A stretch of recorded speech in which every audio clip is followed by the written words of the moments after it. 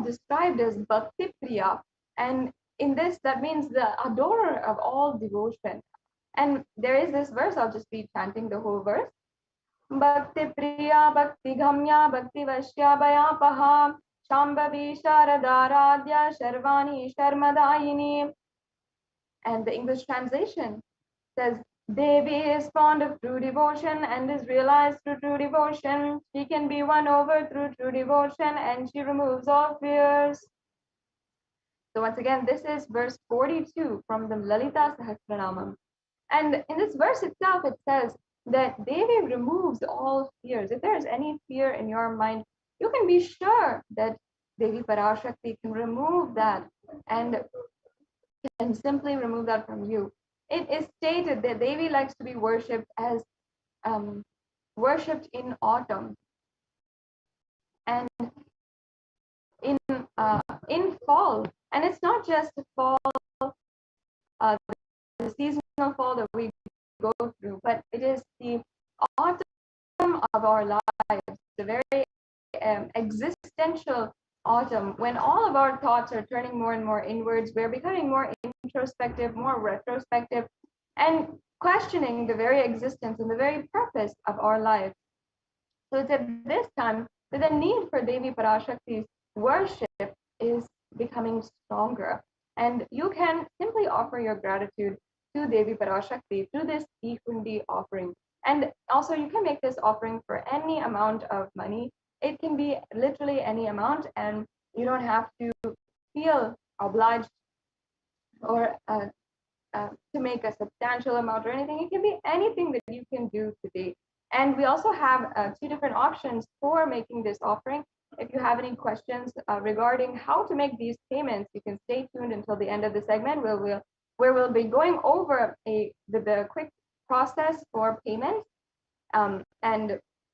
But if you are ready right now, you can go ahead to tiny.cc/Devi-offerings and proceed to make a payment for any of these offerings. Yes, and going on to the next offering, we have the Sankalpa chanting. This is the offering of the Sankalpa on your behalf, made an offering at the feet of Devi Parashakti. This offering is literally a prayer, a very powerful mantra, which has embedded within its lines the different prayers for the manifesting the great Shaktis in our life, including going beyond fear, greed, and lust, and attaining the supreme knowledge, and attaining oneness with the divine. All of these are different prayers that we make during the Sankalpa chanting and during the Sankalpa. And it's a very powerful mantra, which is blessed by the Supreme Pontiff of Hinduism himself in order to manifest anything that you want. In fact, he said that before we start the day, chanting this Sankalpa is extremely powerful, as it aligns all of our energies within inside of us as we are chanting and creating those vibrations inside of us. It aligns all of the energies that we have towards our goal, towards our conscious resolution. That's the power of sacred Sanskrit chanting. And there's a verse from the Devi Mahatmyam, chapter 12, verse 34, where in English it means the goddess enchants this universe and she herself gives birth to this universe. That goddess, being prayed without interest in anything, gives the knowledge that leads to salvation and gives wealth in the materialistic sense. As it says here, Devi Parashakti, without interest in anything, and just simply accepting whatever you want, whatever you are giving to her, she will give back and she will bestow you with all of the blessings, the salvation, and give wealth as well as how and in whatever sense that you want it, whether it might be wealth in the currency form, wealth in relationships, wealth in abundance, and wealth in extraordinary powers, whatever it is, she will bestow that on you without asking for anything, absolutely unconditionally. Yes, let's go on to the next offering now. The next offering is the Sahasranama Swarna Kasu. And in this offering, we are paying ode and tribute to Devi Parashakti, who It is even called in the Lalita Sahasranamam, verse 731, the Nama Parayana Prita, which means she who likes the repetition of her various names.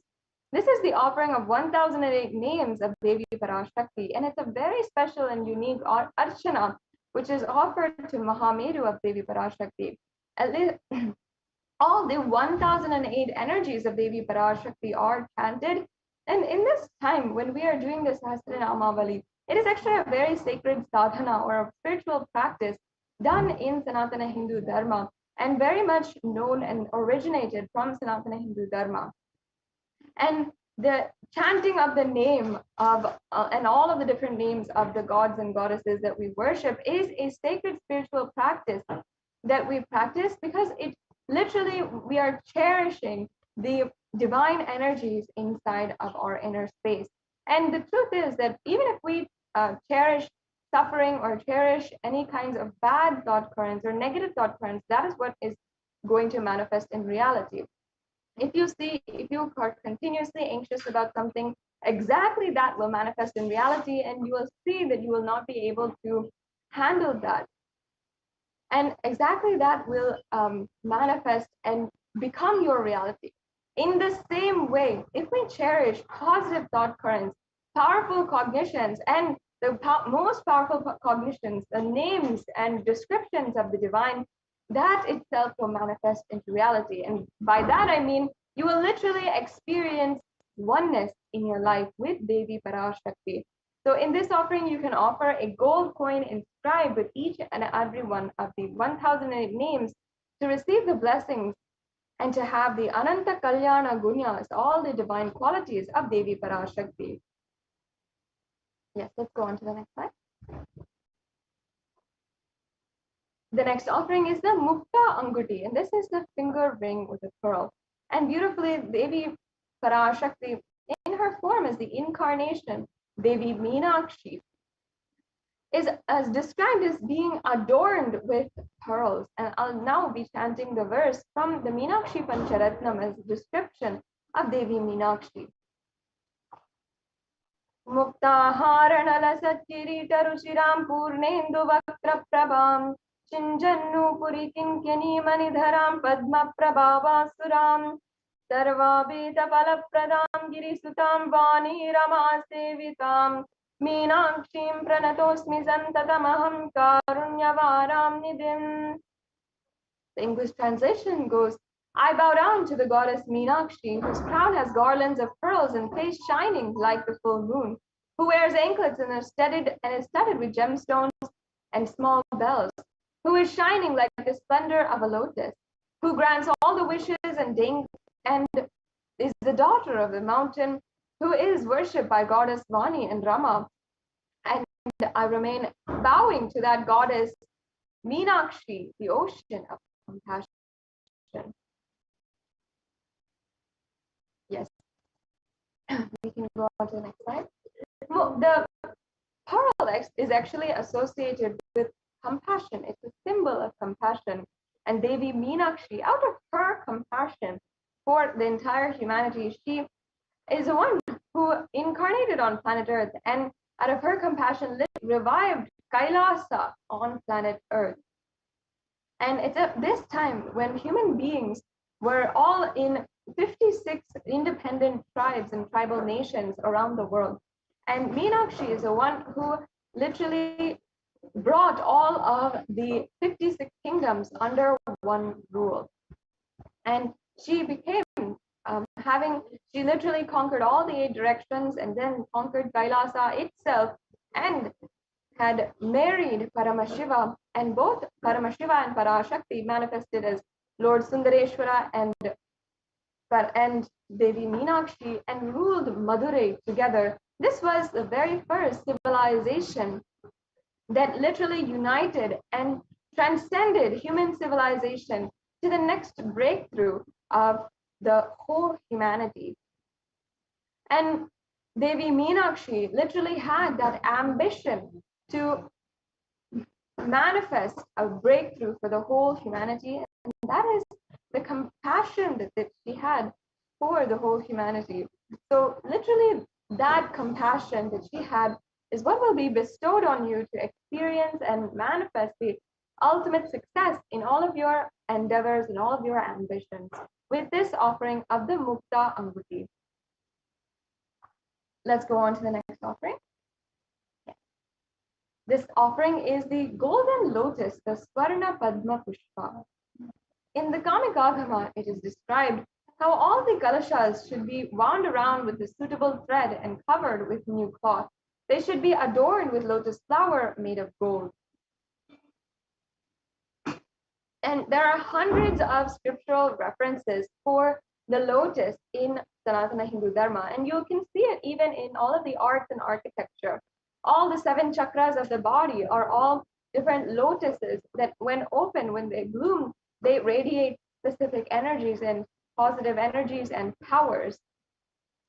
And even the Shakti of Paramashiva is described as a lotus. The base of the Paramashiva Linga is a lotus.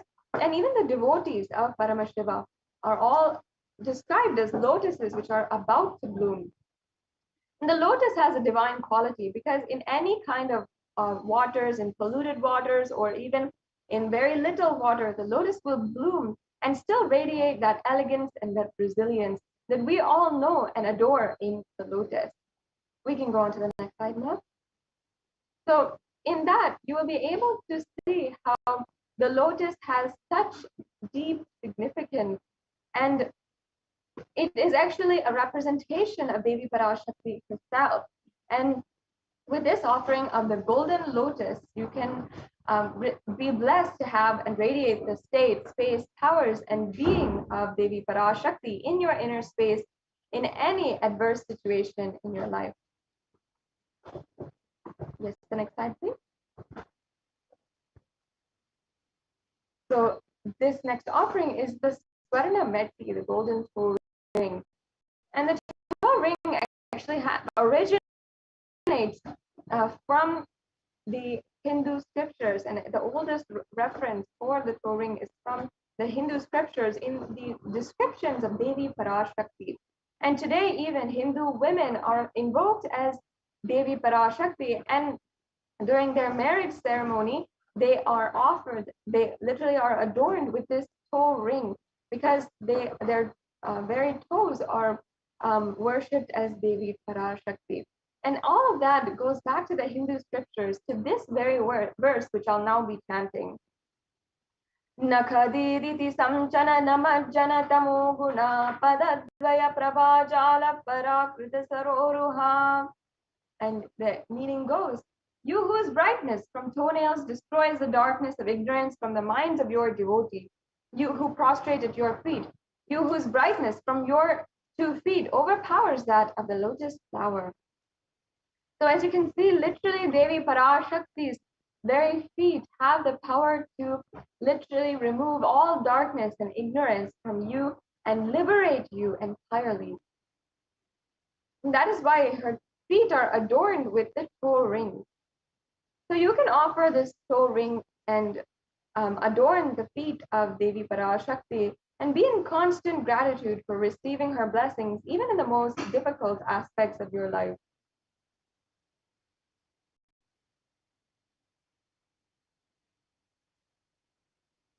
Yes. The next offering is the Swarna Mangtika, which has reference from the Lalita Sahasranamam once again, where Devi Parashakti is described as Shuddha Sarvi Varshani, meaning she who makes the nectar flow from our nerves from the Sahasrara, and she who gives a very pleasant experience of the ultimate.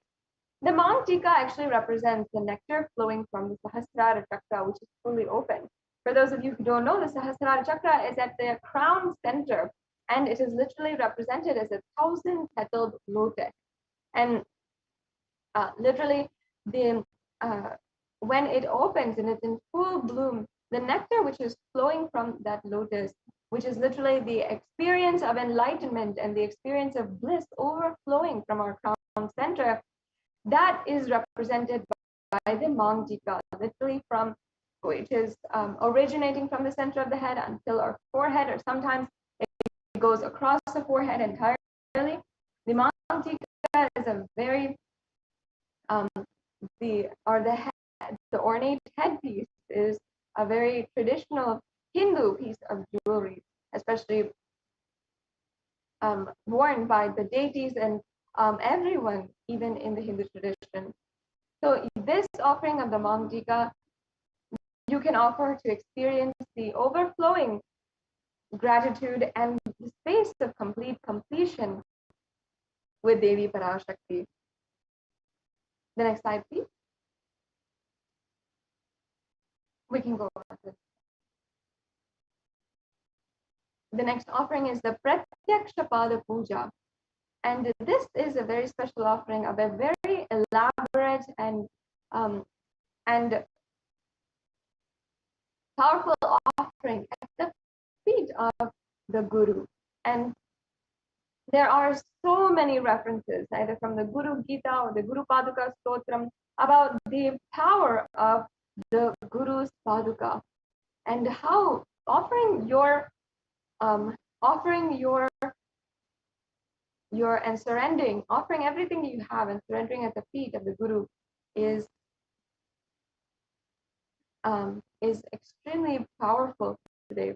And you can offer this Pratyaksha Pada Puja as well at the feet of the Supreme Pontiff of Hinduism.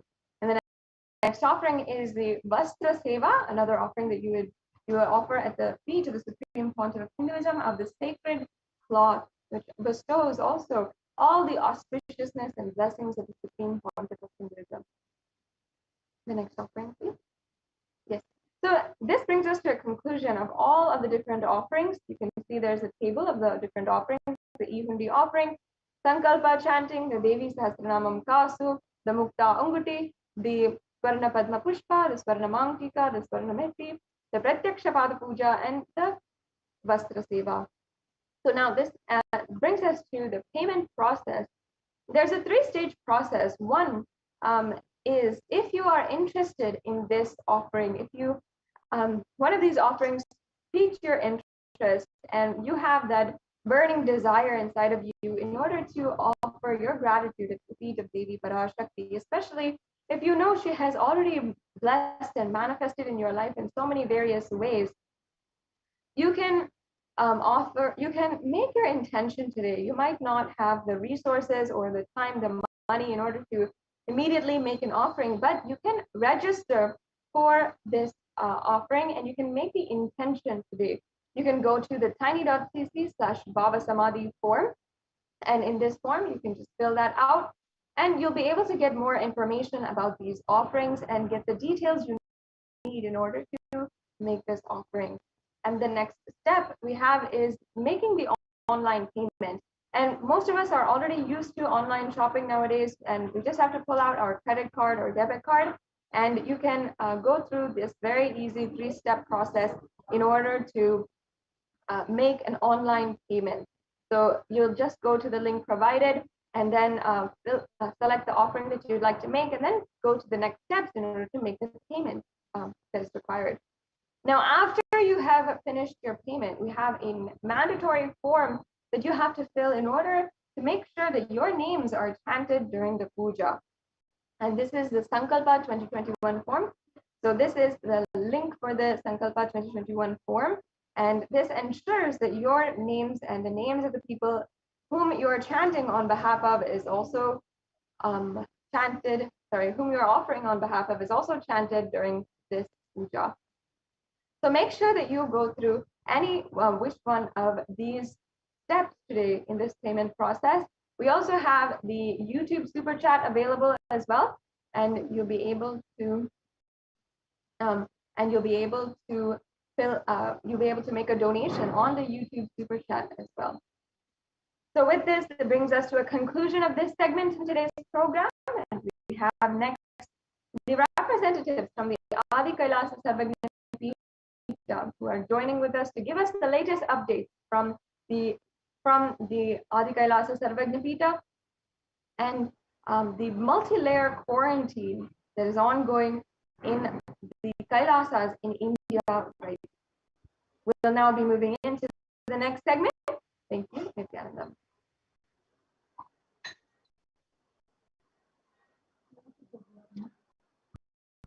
I mean by the word Kailasa. Listen intensely. Enlightenment ecosystem, literally enlightenment itself, in your own home, wherever you are. If you cannot come to Kailasa, it's okay. Kailasa can come to you. Kailasa coming to you is Kailasa.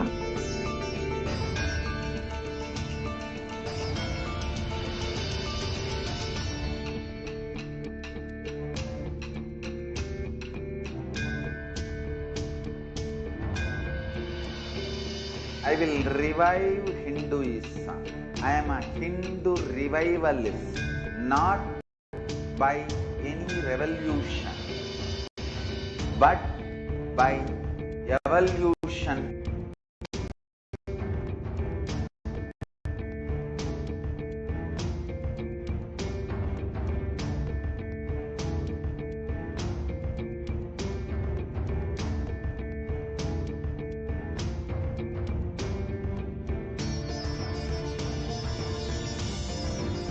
And setting model community.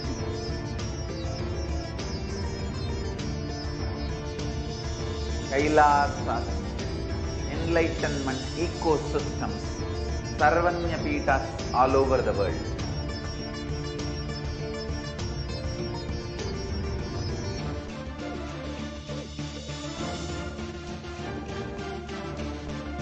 All powerful cognition, knowledge, only when you live, power manifestation and possibilities manifestation happens. It's a fundamental truth.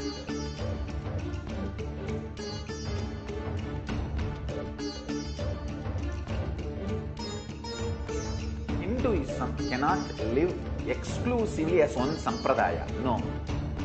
All sampradayas of Hinduism is an ecosystem.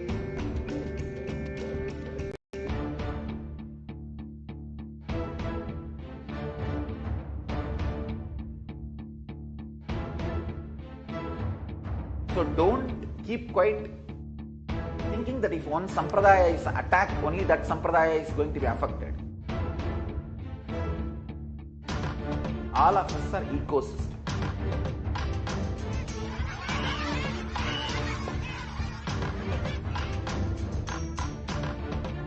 I invite all of you to get involved and enjoy Hinduism by the principle of Dharmo Rakshati Rakshitaha. When you protect Dharma, Dharma protects you.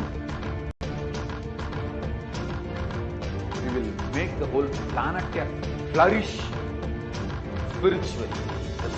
Spiritual prosperity will happen to the whole planet. We all have to coexist together.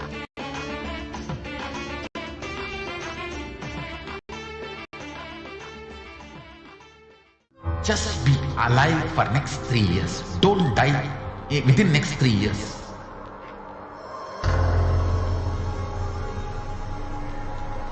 Just don't die within next 3 years.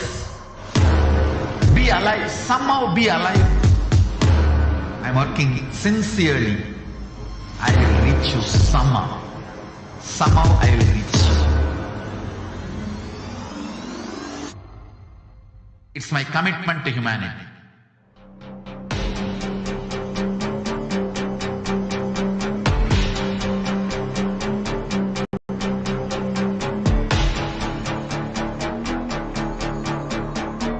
Just don't die within the next 3 years. I will reach you wherever you are, whichever corner of the world you may be. I will reach you with enlightenment. You manifesting the space, state, powers, being Paramashivoham. It is possible, and it is possible for you.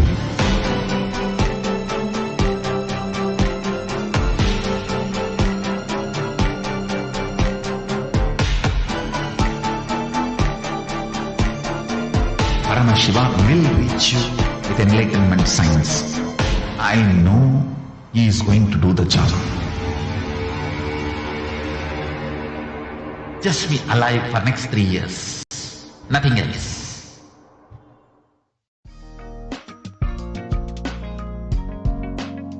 We get you health. We get you ability to build beautiful relationships in your life. We get you direct spiritual support, and we make sure you become wealthy.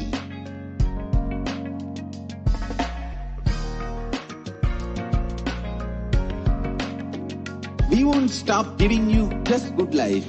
We will literally not stop till you live enlightened life. Manifesting the state of Paramashiva, space of Paramashiva, powers of Paramashiva, being of Paramashiva.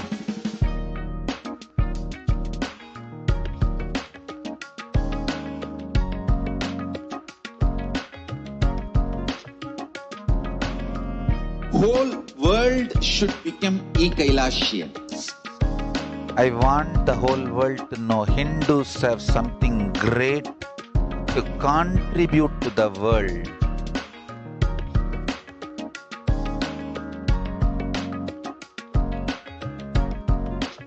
We have something great to contribute to the world.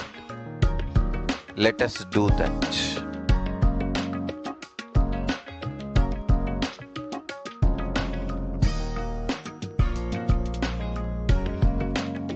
Kailasa is proper customized spiritual service helping you to identify your root patterns of suffering. We have perfected the science of helping every individual from every cultural, religious, nationality background.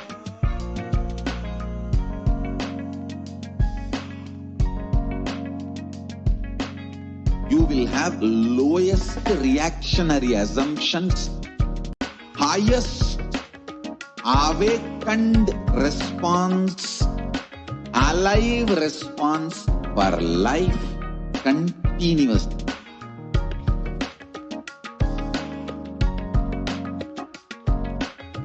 Kailasa is enlightenment ecosystem, literally enlightenment itself in your own home, wherever you are. Proper customized spiritual service helping you to complete with your life negativity. Withdrawal from life, self-hatred, self-denial, self-doubt, so much of tiredness, laziness. We can support you aligning your diet, your attitude, your aptitude, your understanding about life. We can help you with everything.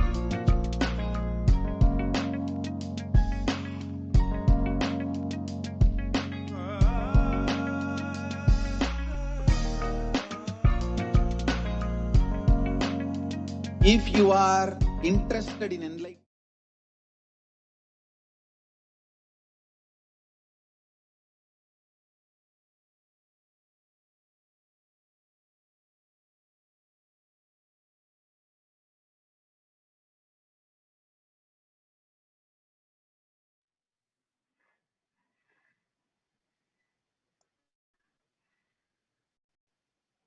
Nithyanandam, welcome back.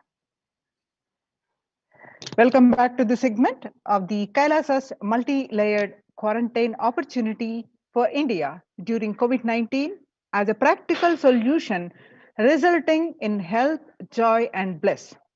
And the great news is it's successfully implemented by the Supreme Pontiff of Hinduism, and it is recognized by the United Nations. So let us start our session with the Supreme Pontiff of Hinduism, Jagadguru Mahasannidhanam, His Divine Holiness Bhagwan Nithyananda Paramashivan's blessings. Let's start with the Sadguru Vandanam. Nithyanandam Paramasugadam Kevalam Jnanamurtim Dvandvatitam Gagana Sadrisham Tattvamasya Ekam Nityam Vimalamachalam Sarvadi Sakshibhutam Bhavatitam Trigunarahitam Sadgurum Tam Namami. Yes. So, Akashic readings from the Devi Parashakti on June 6th, 2021. What Devi revealed and what the state of the world statistics has proved to be revealed. Let us see in some details. The revelations to the world by Devi Parashakti on 5th June 2021. Devi Parashakti revealed through the Supreme Pontiff of Hinduism that not only people dying in crores, financial and mental retardedness, you will also see minds getting collapsed. Freedom from all this suffering is the life of living enlightenment. First, prevent yourself from this deadly corona.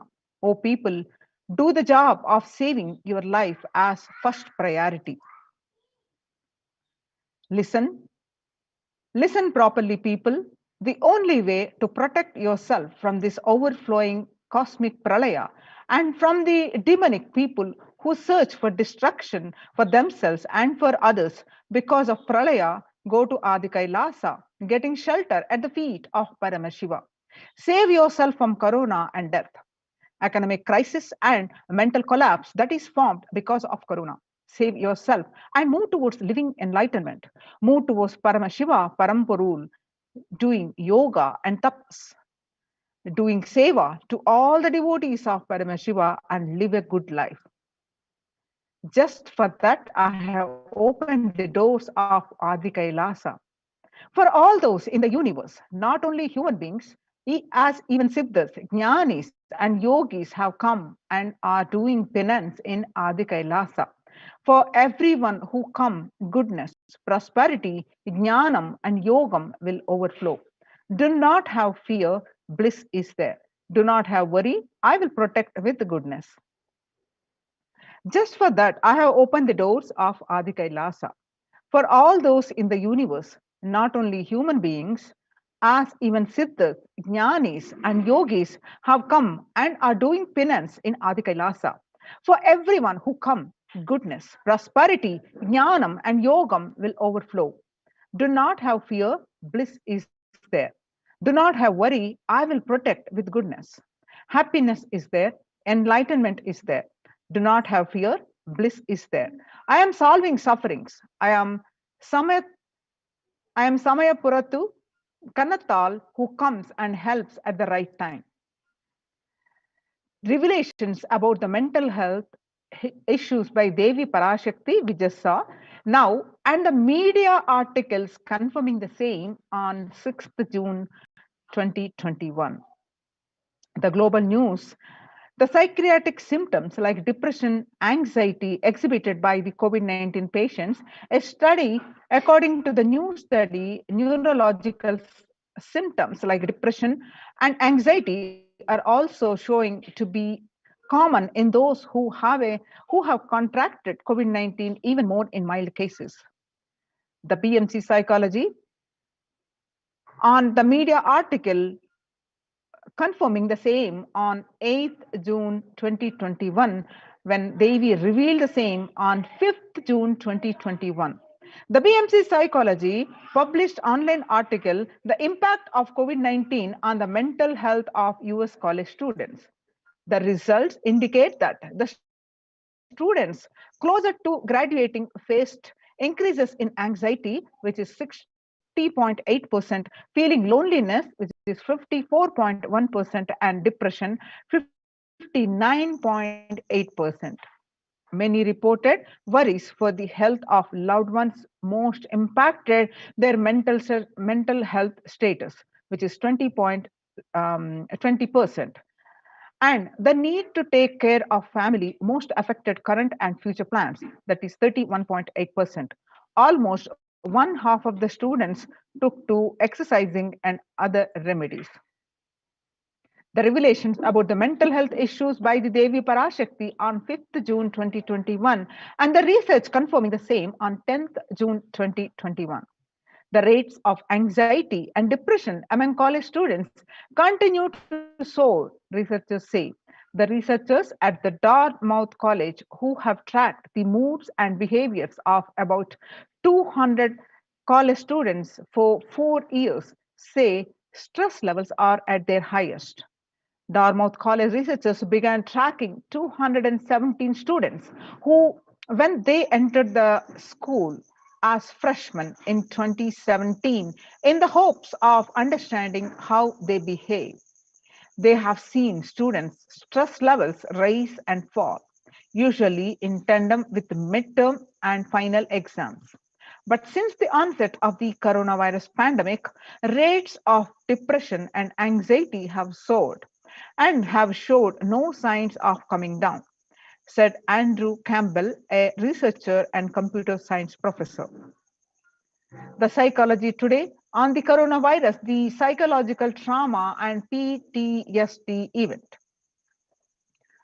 Much has been said about the mental health crisis that is occurring related to the coronavirus pandemic. Much of this information has focused on the all consuming anxiety, panic, and fear that many are experiencing. While this is important and needs to be at the forefront of discussions, something that has not been discussed is the psychologically traumatic nature of what our nation and our world is experiencing. The revelations to the world by the Devi Parashakti, the increased, which is confirmed by the various world reports, the status of the world across the reports. The increased prevalence post-traumatic stress disorder is expected to emerge as a primary factor driving the growth of the global post-traumatic stress disorder (PTSD) therapeutic market over the periods of assessment. What it used to be 2019 and this estimated increase in 11.91 by 2027. The CNN reports the coronavirus pandemic's impact on global mental health is already extremely concerning. The United Nations report that there is a high prevalence mental distress in countries across the globe due to the coronavirus pandemic, especially among healthcare workers and children. According to the United Nations and the World Health Organization, the impact of the pandemic on people's mental health is already extremely concerning. The World Health Organization's Director General Tedros Adhanom says in a news release recently. The United Nations says the coronavirus pandemic impact on global mental health is already extremely concerning. It is now crystal clear that mental health needs must be treated as a core element of our response to and recovery from the COVID-19 pandemic, the Tedros added. Yoga greatly improves mental, spiritual, and physical health. People who practice yoga experience less anxiety, less depression, and fewer symptoms of post traumatic stress disorder. Yoga also improves well being, including increased gratitude, relatedness, acceptance, centeredness, empowerment, self esteem, compassion, self awareness, and hope. Yoga can help us to manage stress to self regulate, an important tool in the current time. We are all equipped with innate coping strategies for responding to stress, but sometimes our stress response can become out of balance. We are living in a world that regularly activates our sympathetic response, the body's way of responding to stress, sometimes called fight or flight. This is balanced by our parasympathetic response, the way our body helps us to rest and relax. Yoga can help bring our parasympathetic response back online and allows us to find balance. Activating our parasympathetic response brings us into a more restful space and allows us to find calmness, connection, and compassion. The deep mindful breathing of yoga and meditation stimulates the vagus nerve, which activates the parasympathetic nervous system and supports self regulation and stress management. Yoga can be a valuable tool for self care, especially in challenging times. Yoga is now being used as an empirically based treatment, often in combination with other inventions with benefits for both physical and mental health. Many clinicians are recommending yoga as it may help support the effectiveness of traditional treatment approaches. The psychology today, according to that, when we actively choose a tool of self care, we better equip ourselves to survive and seek resilience in different circumstances. While it is but one tool, yoga offers the potential for connection and well being, even in these challenging times.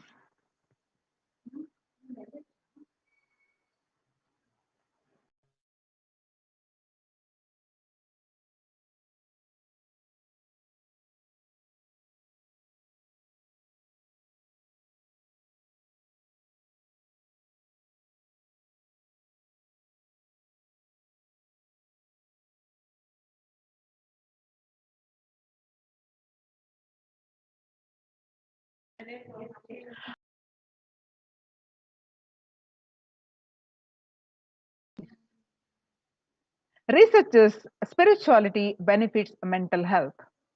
Research shows that individuals have better mental health if they belong to a particular community or have religious beliefs. Spirituality can help people in many ways. First and foremost, spirituality or religion can help people find meaning in their life, which is instrumental in improving the one's mental health. Spirituality can perhaps help you connect with your divine self. In addition to endowing meaning to your life, it has the potential to improve mental, physical, and emotional well being as well. It has been a source of relief and comfort from various challenging issues for thousands of years. Revelations to the world by the Supreme Pontiff of Hinduism, Jagadguru Mahasannidhanam, His Divine Holiness Bhagwan Nithyananda Paramashivam, revealed on 22nd May 2021 that Paramashiva is very clear. Focus on making your body alive, a life alive. Mind is obsessive compulsive reaction. It is nothing but a bunch of unconscious reactions. Do not try to sympathize with the mind. Make your body and life alive. That is the only priority for all of you. I am talking to everyone who has a little love and sympathy for me. For all of you, take this as a guru walk. Make your body consciously strong. Gym will build muscles, make you look a very nice in the outside, but only yoga and Ayurvedic lifestyle will make your body conscious. Just see all over the world. All the gym bodies are just dropping dead. Only yoga will make your internal organs strong and your ability to manifest consciousness strong. Let me give you the solution from Paramashiva to protect yourself from this whole pralaya, not just from corona. The amount of depression, mental suffering, the way the whole world is suffering, the kind of poverty happening, people losing their jobs, income, having insecurity, comforts being lost, so much. Just make your life extremely strong. 3 years back, I said, keep yourself alive for next 3 years. I have enough evidence that 3 years back, I trained the Kailasa inside the Sangha and physically, mentally, psychologically, or consciously for quarantine lifestyle.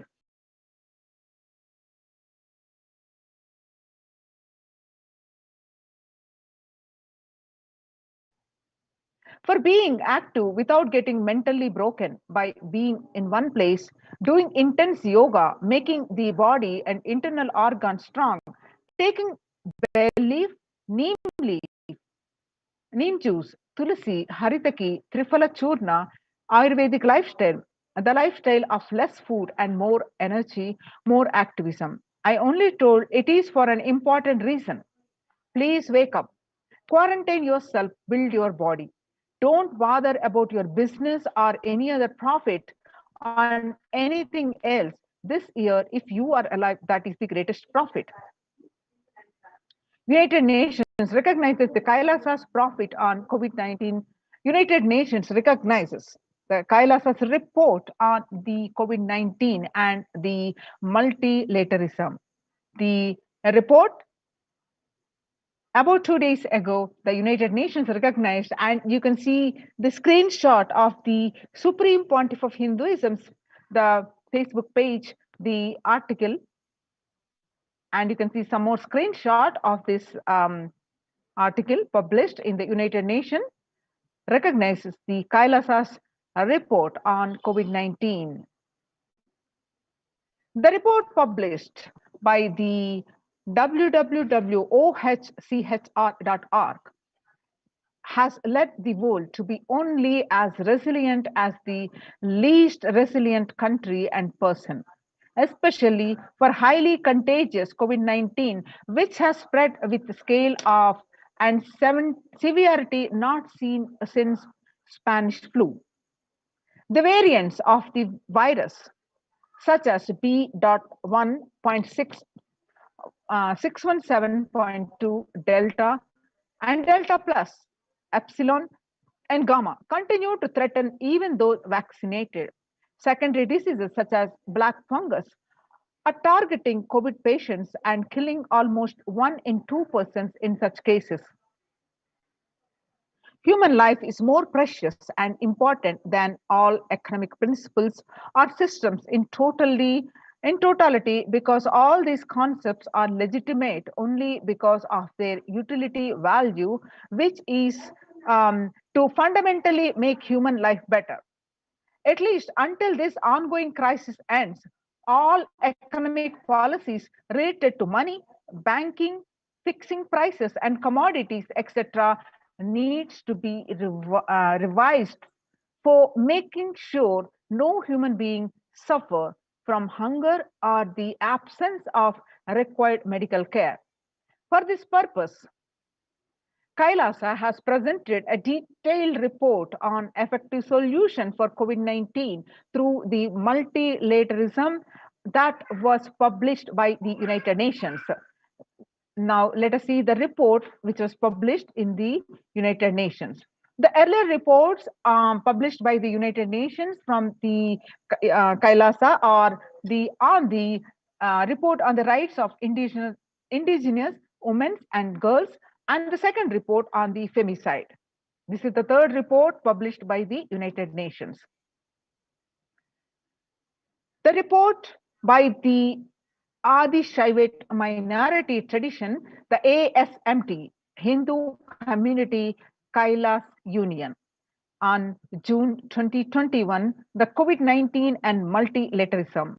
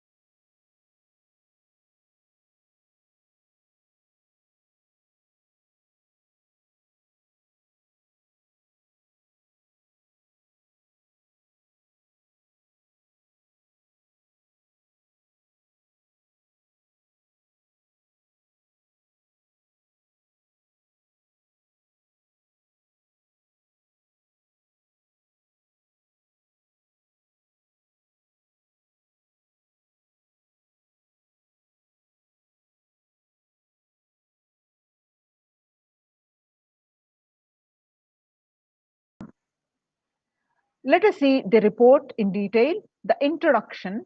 The key obstacles are the globalization of disease has led the world to be only as resilient as the least resilient country and person, especially for highly contagious COVID-19, which has spread with scale and severity not seen since Spanish flu. The variants of the virus, such as the um, Delta plus epsilon gamma, continue to threaten even those vaccinated. Secondary diseases such as black fungus are targeting COVID patients and killing almost 1 in 2% in such cases. Second, distorted policy decisions and conflicting principles can lead to polarizations amongst the nations and within, leading to various extremes, such as the hoarding of vaccines in some places, the wastage of vaccines in others, and an unaddressed shortage of vaccines globally. The pandemic has exposed in fragility of the global system. The disruption in the supply chain is especially worrisome for essential food supplies, which disappropriately affects the already most vulnerable. Lockdowns have brought the global economy into crisis, bringing resistance and worsening unemployment rates. Frequent lockdowns and the ongoing threat of famine, especially in countries where employment is predominantly informal, are exacerbating worries that starvation may cause more suffering than the virus itself. Far more from the SDG2 zero hunger, the number is now predicted to come close to 1 billion. The In the report, the concerning related supporting articles are projected now. Some more articles which are published in the supporting websites and articles, online platforms. Now, the second, solutions. First, revised economic policies. Human life is more precious and important than any economic principles are systems in totally, because all these concepts are legitimate only because of their utility value, which is to fundamentally make human life better. At least until this ongoing crisis ends, all economic policies related to money, banking, fixing prices of commodities, etc., need to be revised to make sure no human being suffers from the hunger or the absence of required medical care. As per Hindu principles, the world, including the economy, evolves through 5 phases. The 5 phases are creation or growth, sustenance or stagnation, recession or revitalization, reinvention, fifth, breakthrough. As per Hinduism, conventional economic growth is observed with best practices are applied diligently. However, during times of crisis lead us to the fourth and fifth phases, wherein the need to reinvent and deliver a breakthrough becomes both a survival need and an opportunity to surpass any means and measures of conventional ongoing growth.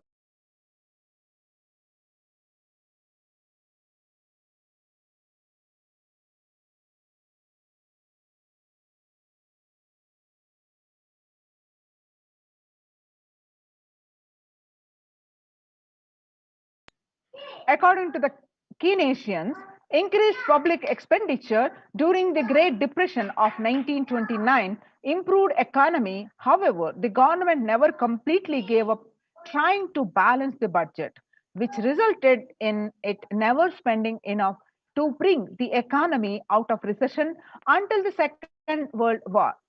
Similarly, the current crisis requires governments to temporarily discard trying to balance economic interests that compromise quarantine safety and put human life at risk, and rather reinvent their economic strategies and multilateral coordination for benefiting during the subsequent breakthrough period after the end of the crisis.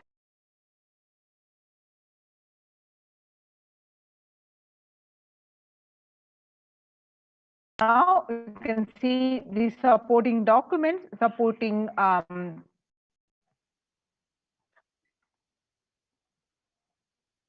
yes.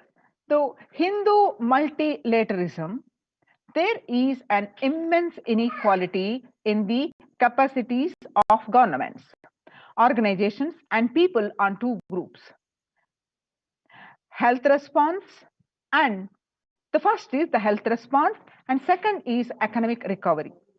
Surviving the highly contagious COVID-19, where the world is only as resilient as the least resilient country and person, requires governments, organizations, and people to collectively address the crisis.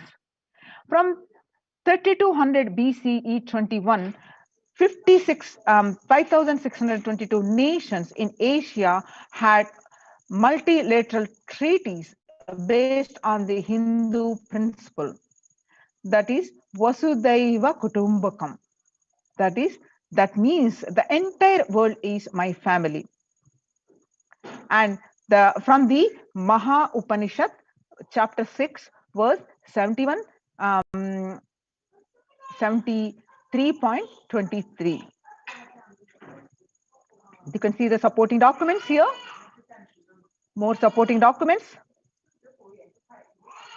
They provide sustainable community livings with multi-layered quarantine.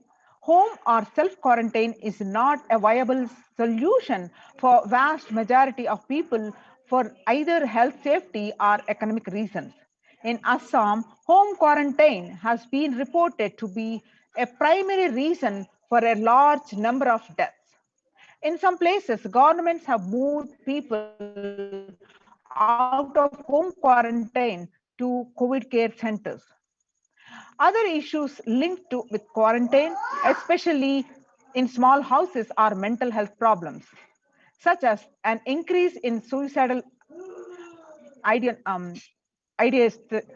suicidal tendencies, especially amongst the younger population.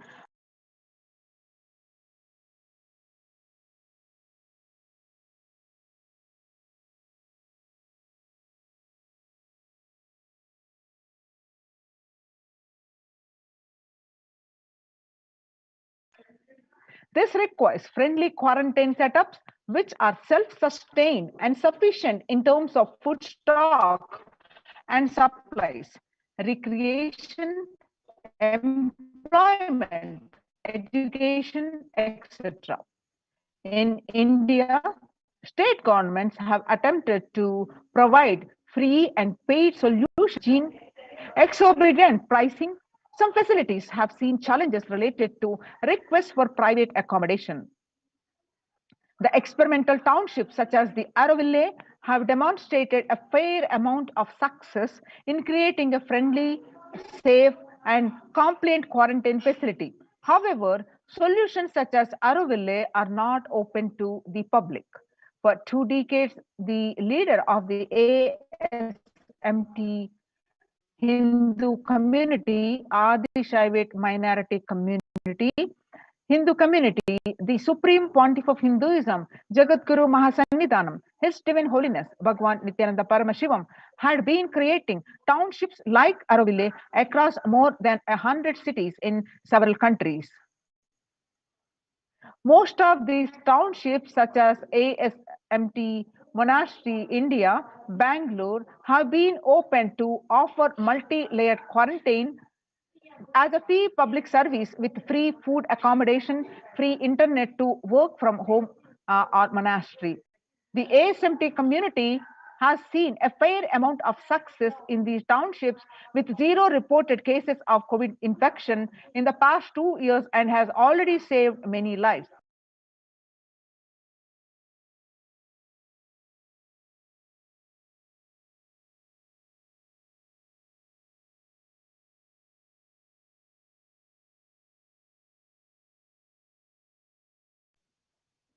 The Supreme Pontiff of Hinduism, Bhagwan Nithyananda Paramashivam, has argued citizens worldwide, especially from regions severely affected by the pandemic, to protect themselves as the topmost priority and avail these free quarantine facilities that the community has created, especially as home quarantine has failed for many and is known to be a primary reason for a large number of deaths in many scenarios.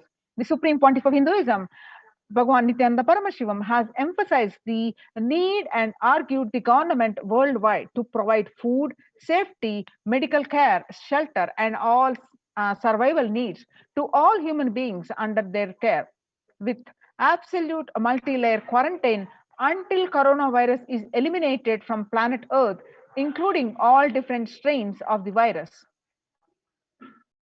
The transition of the Maha Upanishad, chapter 6, these are the verses 71 and 73. These are references, various references which are as supporting documents which are published in the United Nations.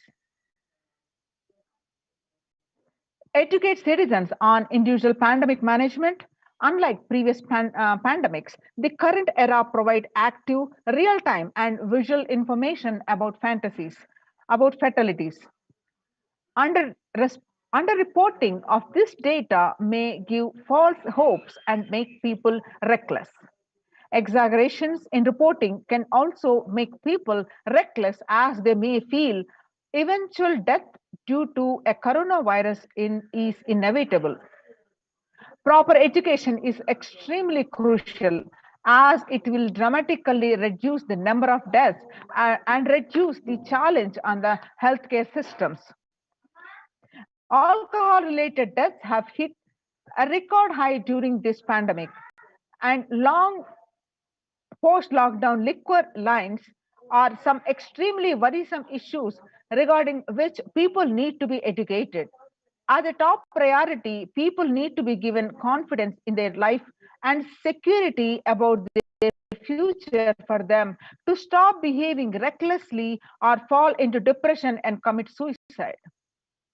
Leveraging a best of different economic systems based on charity, barter, and money. Ancient Hindu economic treatise by Paramashiva, the primordial Hindu divinity, describe three kinds of economic systems and their principles. First, for things that do not perish by sharing, such as education and knowledge, Paramashiva recommends that no fee be charged. Second, for survival needs, such as food and healthcare, barter and charity are recommended.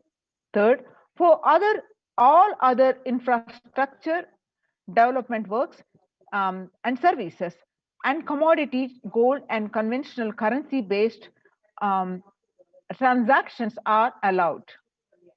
These systems are still in practice in the modern day, but grossly overlooked and not sufficiently studied with their close relation to mainstream economics.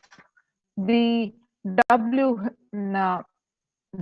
WHO, the World Health Organization, and the GISAID provided early access to data regarding the virus. This is an example of an open knowledge-based economic policy where the critical data about the virus was not monetized. Similarly, South Korea helped the United States of America access masks and testing kits.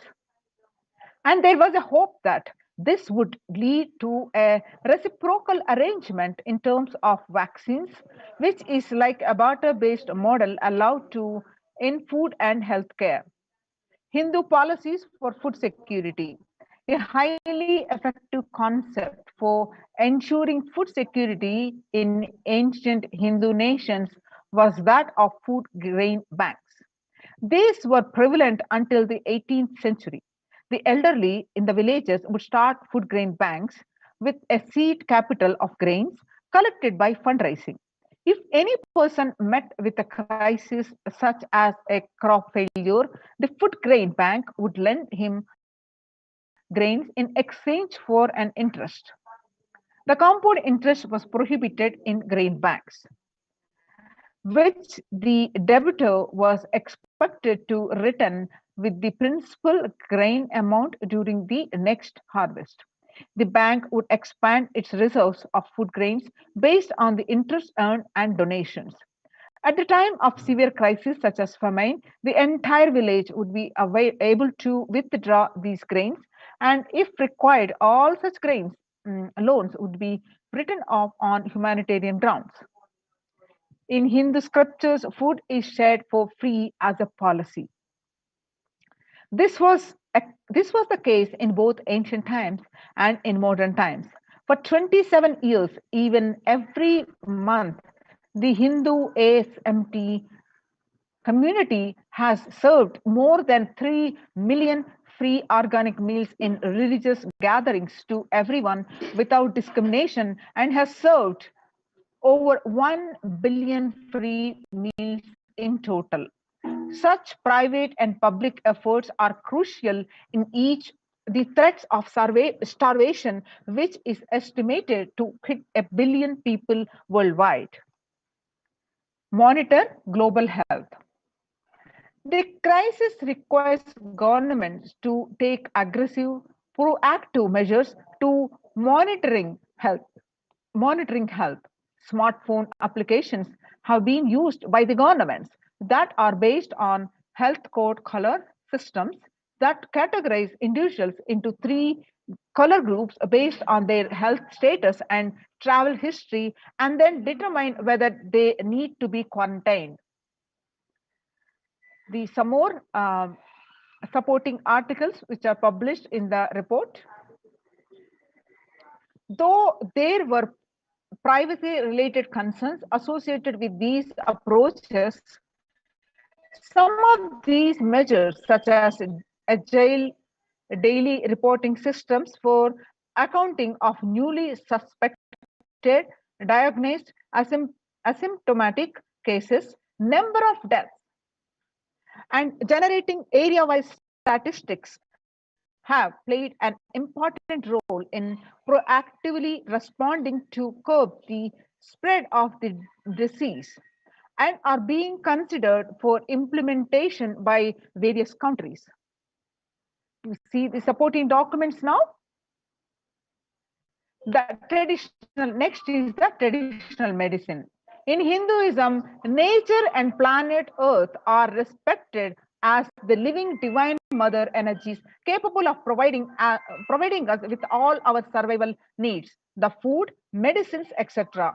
Through the traditional medicines such as TCM and Ayurveda are effective in addressing the COVID-related issues, and a few years ago, a Nobel Prize was awarded for scientific work based on traditional medicine. The mainstream Western medicine has chosen to characterize Ayurveda as a pseudo-science and TCM as unscientific. Such demeaning of traditional medicine systems have led nations to consider taking defensive unilateral decisions to protect their interests. The outright rejection of the traditional medicine is not wise, and such policies should be revised, especially as these medicine systems are time tested and have kept people healthy for several generations. Kailas Union recommends governments worldwide provide solutions like Kailasa's Hindu medicinal care, which includes completely free of charge services such as Ayurveda, yoga, Siddha, Western medicine, and multi-layered quarantine for complementing their ongoing public health efforts. You see the supporting documents here.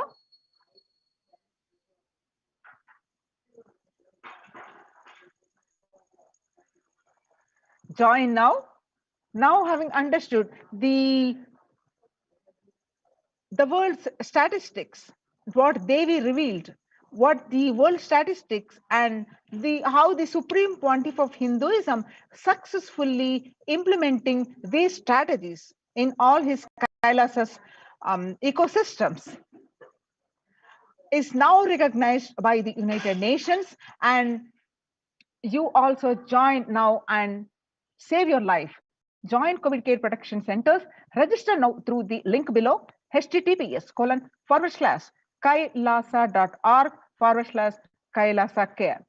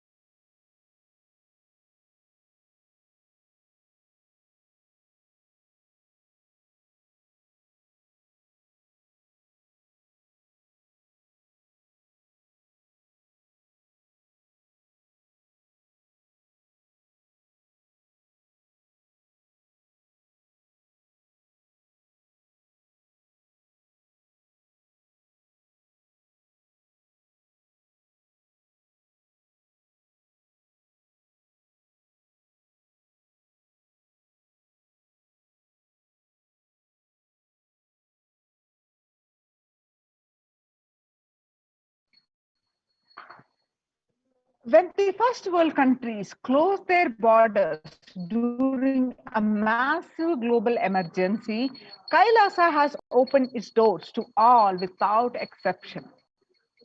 So join Kailasa Protection COVID Care Centers and protect and save your life.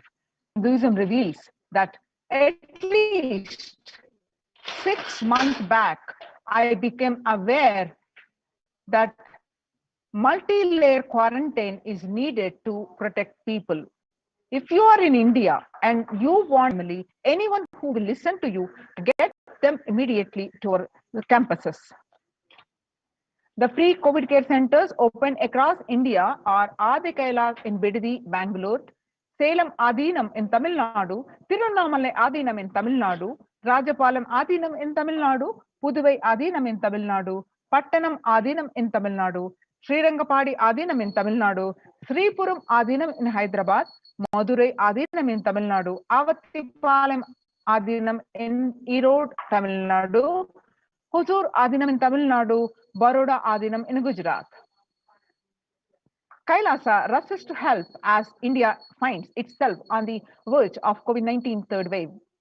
The multiple free COVID care centers open across India. The various social services offered during the pandemic in Nithyananda ashrams across India. The spiritual services offered during pandemic in Nithyananda ashrams across India. The cosmic revelations on global pandemic. The free social services offered during the pandemic in Nithyananda ashrams across India. The medical care, which includes allopathy, Ayurvedic, and Siddha medicine. The fire safety equipment maintenance, infrastructure to accommodate thousands, and accommodation for multi-layered quarantine, emergency ambulances and ICU on wheels, personal protective medical equipment, groceries collected for Annadan, and organic farming. Join now in COVID care protection centers. Register now through the link below, https://kailasa.org/Kailasa care. Now, let us see some of the glimpses from the the Department of Health on COVID protection for Adi Kailasa Sarvajna Peetham. The immunity boosters and COVID care supplements. The supplements procurement are allopathic immune boosters, which include zinconia, vitamin D, and vitamin C. Through the Ayurvedic medicine, the immunity boosters are being provided to protect all the residents of Adi Kailasa. The steaming once a day with the tulsi, eucalyptus, nochi, and turmeric leaves. All these herbal leaves are taken from the healing trees here in Adi Kailasa. twice a week. Consumption of Kabasura Kundanir, a mixture of pepper, ginger, and clove, and other ingredients. Extensively aimed for boosting the lungs, improving the respiratory system, and treating infectious conditions such as cough, cold, and fever. Neelavembu Kundanir to be taken once a week. Agastya Lehyam 5 days. Talisadi Vatakam 3 to 4 tablets per day for 5 days. And Indu Ganta Kashayam and then Amrutottara Kashayam both for 5 days. 1 teaspoon with 50 ml of warm water. Sudarshana Gulika once every 5 days. Gargling with salt and turmeric twice a day. Spiritual routine, which includes of Panchakriya, taking Haritaki, taking castor oil and neem juice, Pratama Vinyasa Krama, the daily Nitya Yoga, and Trinetra Kumbhaka, the Pranayama and Puja. The basic sanitization and safety practices, which includes disposal of soil pads, the infected material and non-biodegradables done through incineration, the RO water systems for drinking water, cleansing and sanitization of overhead tanks, regular deweeding, maintenance and repairs of electrical circuits, communication facilities for safety of the residents, compost pit fitting with biodegradables. The diagnosis of COVID care quarantine methodology. Immediately upon arrival to the campus, occupants will be quarantined for 15 days. Swab test of RT-PCR test to be done by on day 5th of quarantine. All food handlers to be wearing mask and gloves and keeping a distance. Disposal of waste food to be done with gloves and mask. Disposal of gloves and mask by the incineration.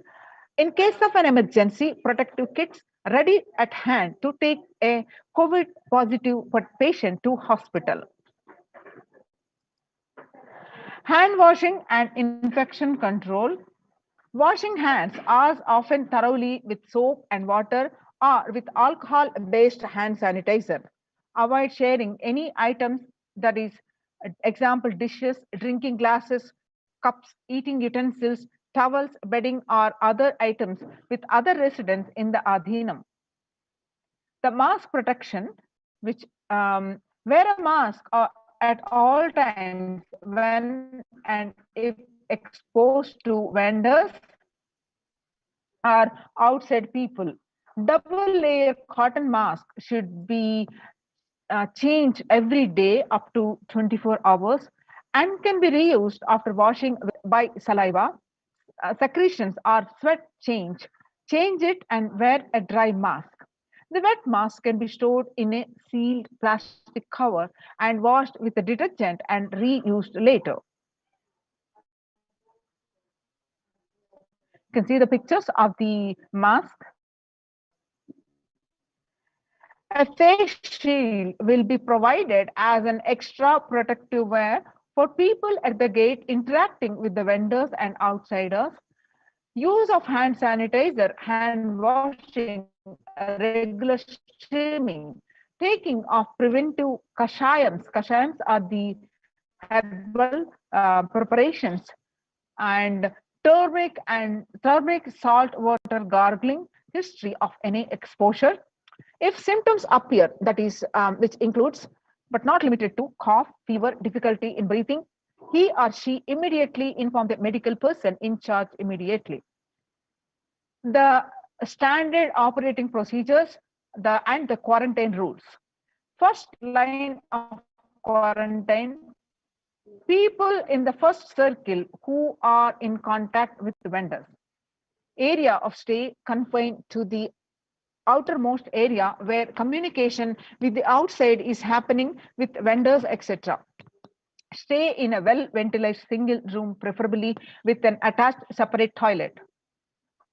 Person should not come into contact with inmates of Adhinam, especially elderly people, pregnant women, children, and persons with comorbidities.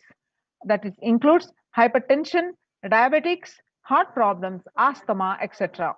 Restricts his or her movement within the area or room first line of quarantine. The delivery packages, all parcels received at the gate to be sanitized, spraying with the disinfectant. All deliveries will be contactless delivery.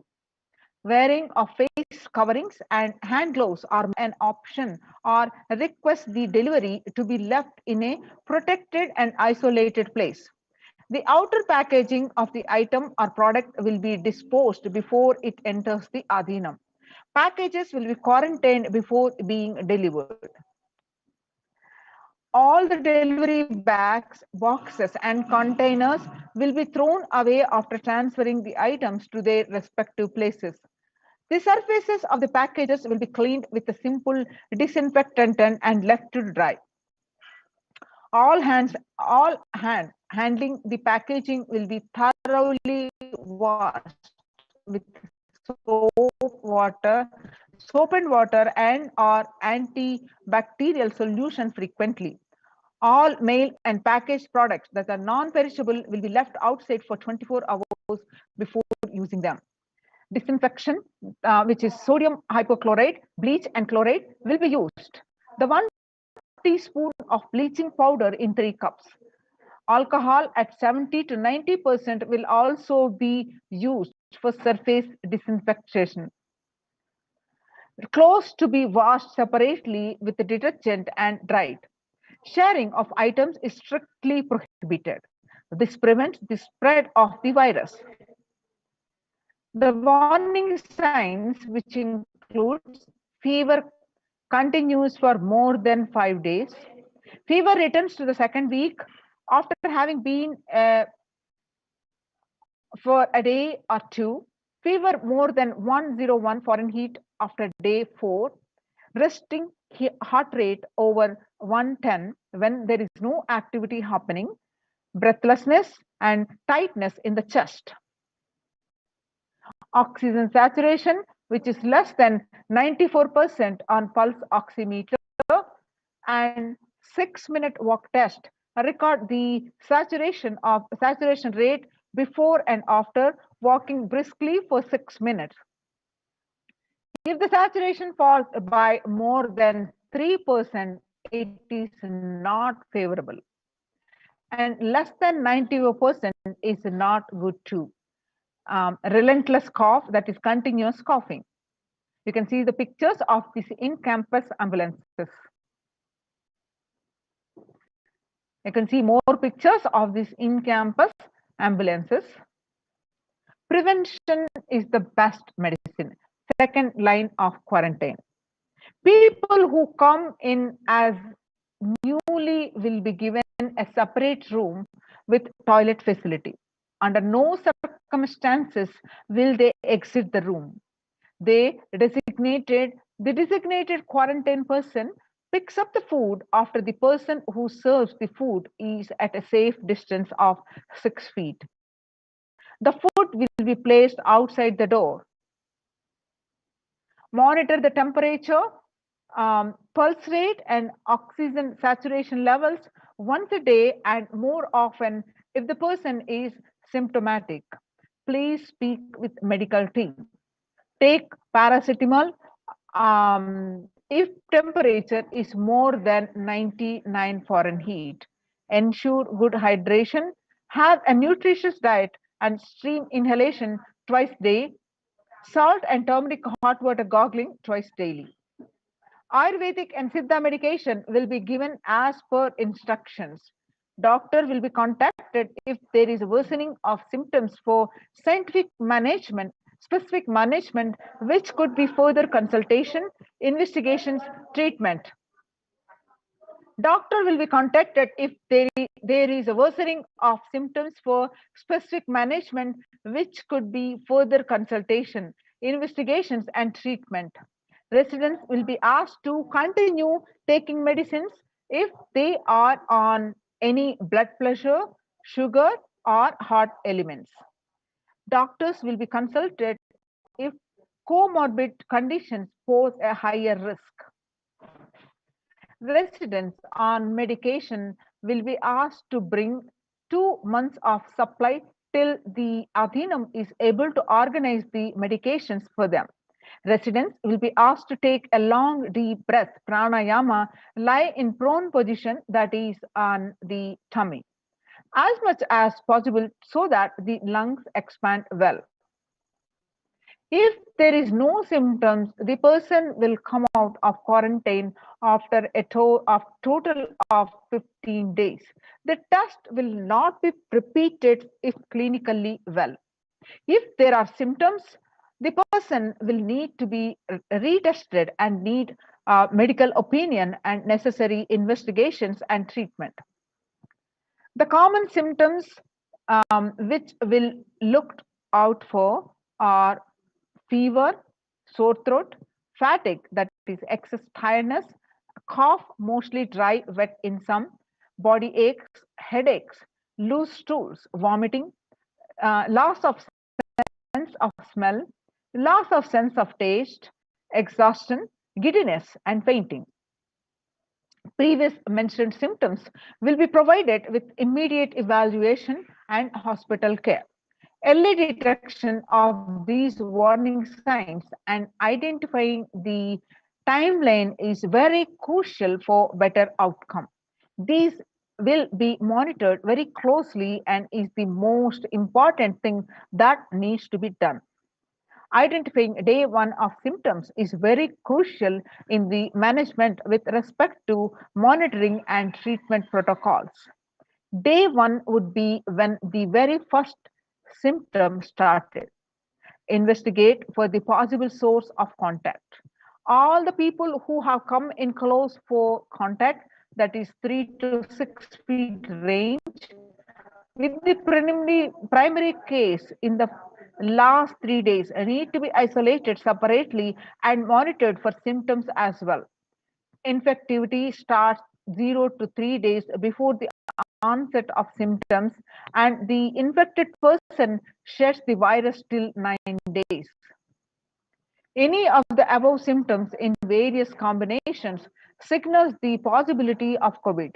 Even though the same symptoms can happen with any viral infection in a pandemic, it is to be considered as the possible diagnosis until proven otherwise.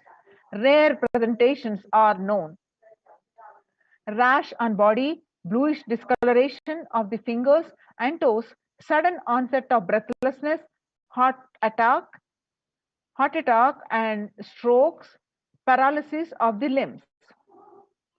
Any any suspect case should be immediately isolated. The RT-PCR is to be asked for and symptomatic people immediately. The contacts will monitor for symptoms and will get tested if any symptoms show up. Else to wait for 5 days. If they continue to be asymptomatic, they can check their status thereafter. A negative report ensures they can move into the community. Instructions followed by the lead. Only an assigned member will be tasked with the taking care of the quarantined person. Use disposable gloves when cleaning the surfaces or handling any solid linen of individual. Washing of hands after removing gloves. No visitors to be allowed in the vicinity of the quarantined person. In case the person being quarantined becomes symptomatic, all the close contacts taking care will be quarantined for 15 days and followed up for an additional 15 days or till the report of such a case turns out negative on lab testing. Environmental sanitization, which includes clean and disinfect frequently touched surfaces in the quarantined person's room. That is examples: bed frames, tables, etc. Daily with Bliss solution. Clean and disinfect toilet surfaces daily with a regular household Bliss solution, the phenolic disinfectant. Clean the clothes and other linen used by the person separately using common household detergent and dry. The Adinavasis coming into the Adinam must take the following medical test. Result to be sent to Dr. Ma Santan Lakshmi. Please email to her at ma.santanlakshmi@nithyanandauniversity.org. Results will be reviewed by the medical team at the ASJP female campus, Dr. Ma Atmananjana and Dr. Ma Santan Lakshmi and RN Ma Chandravidya. The medical test mandatory requirements are blood tests, which include the series of complete blood count with peripheral smear, blood group type, fasting and post prandial blood sugar, renal function test, blood area and serum creatinine, VDRL test, HPSAG test, HIV test, thyroid function test, serum T3, T4, TSH, ECG test, liver function test, and lipid profile test. Please get your RT-PCR test for COVID-19 taken 2 days before coming into the Adhinam and sent it to the previous mentioned email address to get clearance. The medical team will communicate to the admin of the respective Adhinam with regards to the medical status and approval status. Once communicated, the person should come into the Adhinam within 14 to 48 hours of the test. If there are any pre-existing medical issues like hypertension, diabetics, or any other chronic diseases and comorbid situations, please bring in the recent reports and the prescription from the attending doctor. A medical form will need to be filled in by all the new occupants. A legal disclaimer will also be required to be signed. All the people in quarantine will be monitored for temperature rise, oxygen status, and other symptoms during the period of quarantine. Anyone with symptoms should be reported immediately. The designated quarantine person will be responsible to monitor the pulse oximeter and temperature daily. The equipment should be sanitized after every use, and knowledge for the same will be given by the medical team. The report of these recordings will be reviewed by the medical team daily. During the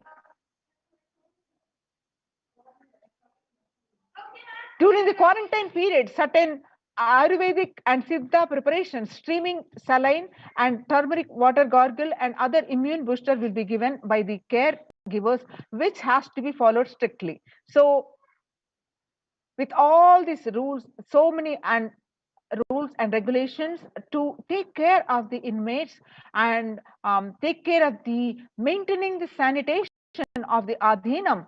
You can see it now on the screen.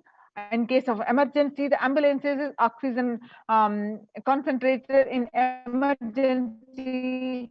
With all the facilities, you are very well taken care, and join these COVID care protection centers and save your life, protect your life. And register now through the link below, https://kailasa.org/Kailasa care. So register with this link is projected on the screen. And with this, let's move on to next segment. Let's prepare for the darshan of the Devi. So thank you so much. Let's move on to the next segment after a very short break.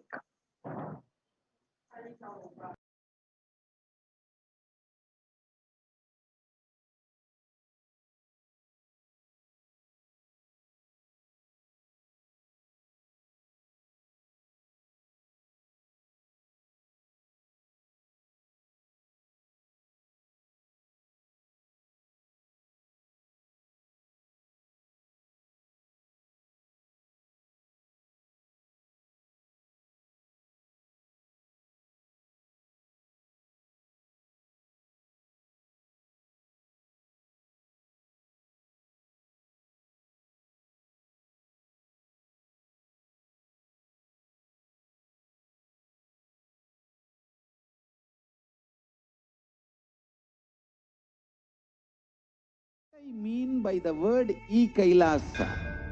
Listen intensely. enlightenment ecosystem, literally enlightenment itself, in your own home, wherever you are. If you cannot come to Kailasa, it's okay. Kailasa can come to you. Kailasa coming to you is E-Kailasa.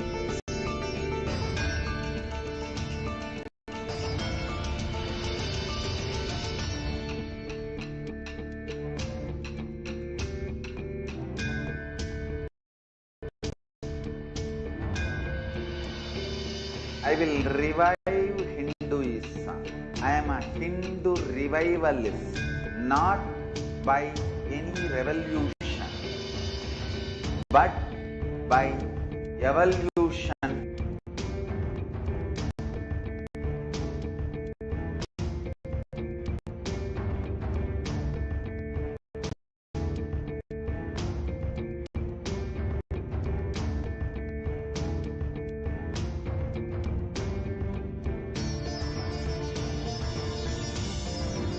And setting model community.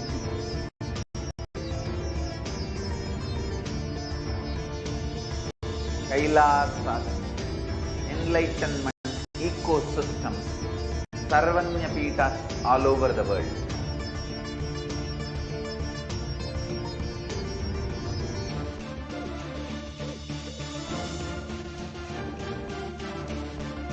All powerful cognition, knowledge, only when you live, power manifestation and possibilities manifestation happens. It's a fundamental truth.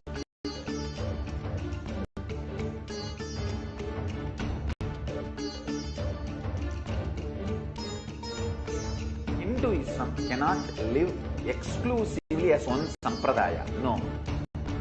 All sampradayas of Hinduism is an ecosystem.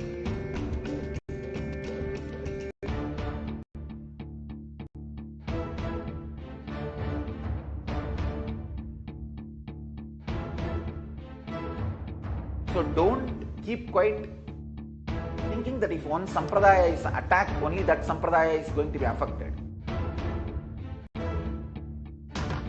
All of us are ecosystems.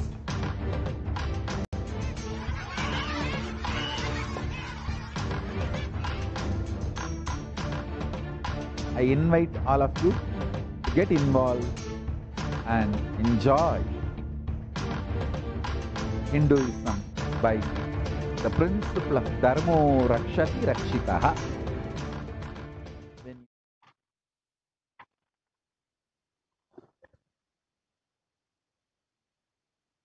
Nithyanandam, welcome back to all of the viewers who are joining with us across the world for this Devi Parashakti Akashic reading program. I'm sure each and every one of you are eagerly awaiting the divine darshan of the Supreme Pontiff of Hinduism manifesting as Devi Parashakti.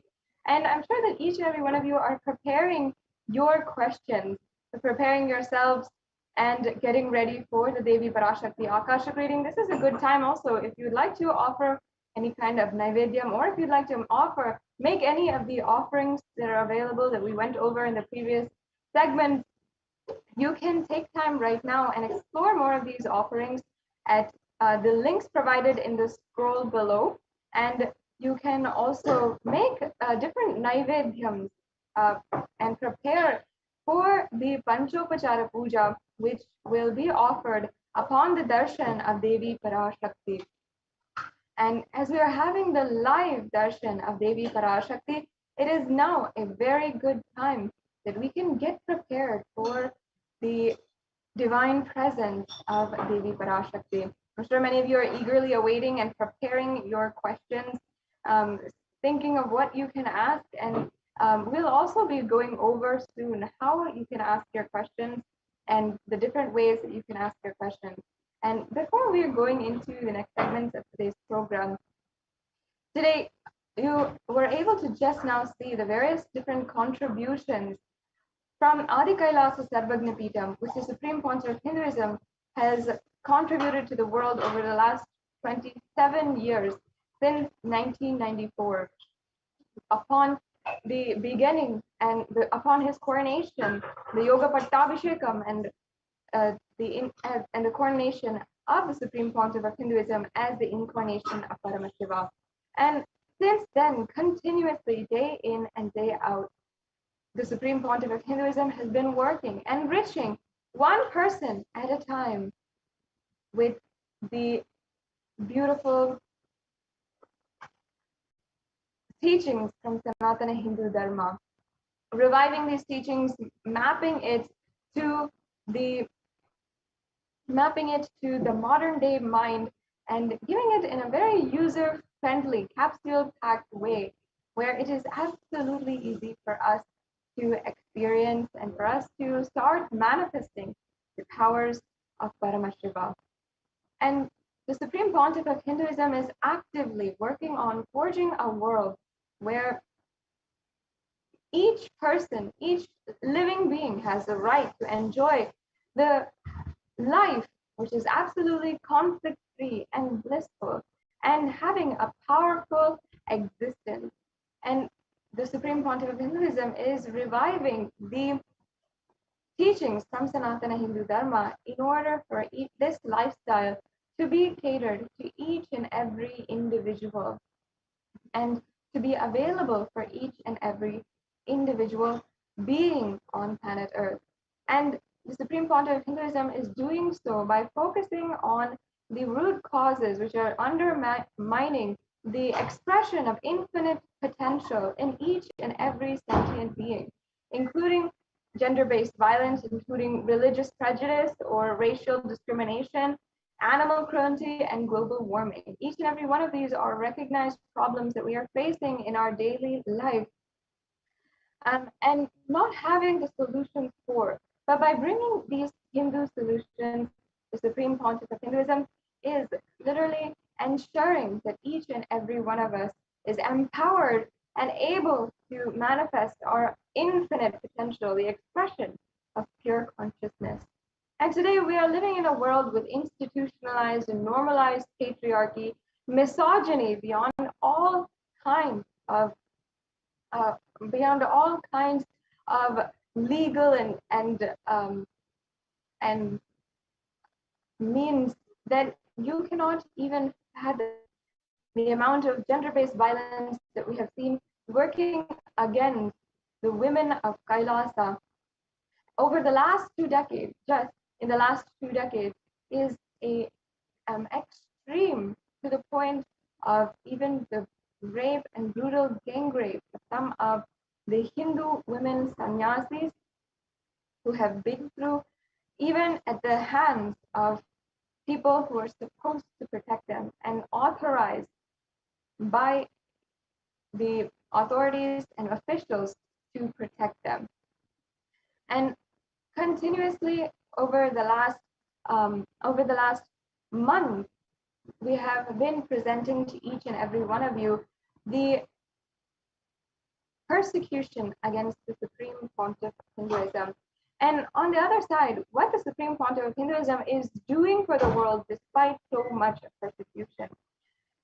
The Supreme Pontiff of Hinduism, out of his utmost compassion, has continued to heal the world and bring the science of healing, which is capable of much more than any modern day medicine, to the world, despite having been attacked and having gone through so many assassination attempts himself against his character as well as against his own person. And these terrifying incidents of assassination attempts against the Supreme Pontiff of Hinduism have been recorded. The horrendous attacks against the women of Kailasa have been recorded, and by the Observatory for Femicide, the Supreme Pontiff of Hinduism has generated through the Sri Kailasa Uniting Nations for Feminine Empowerment. And these records have been generated as reports and submitted to the international peacekeeping authorities, and specifically the United Nations.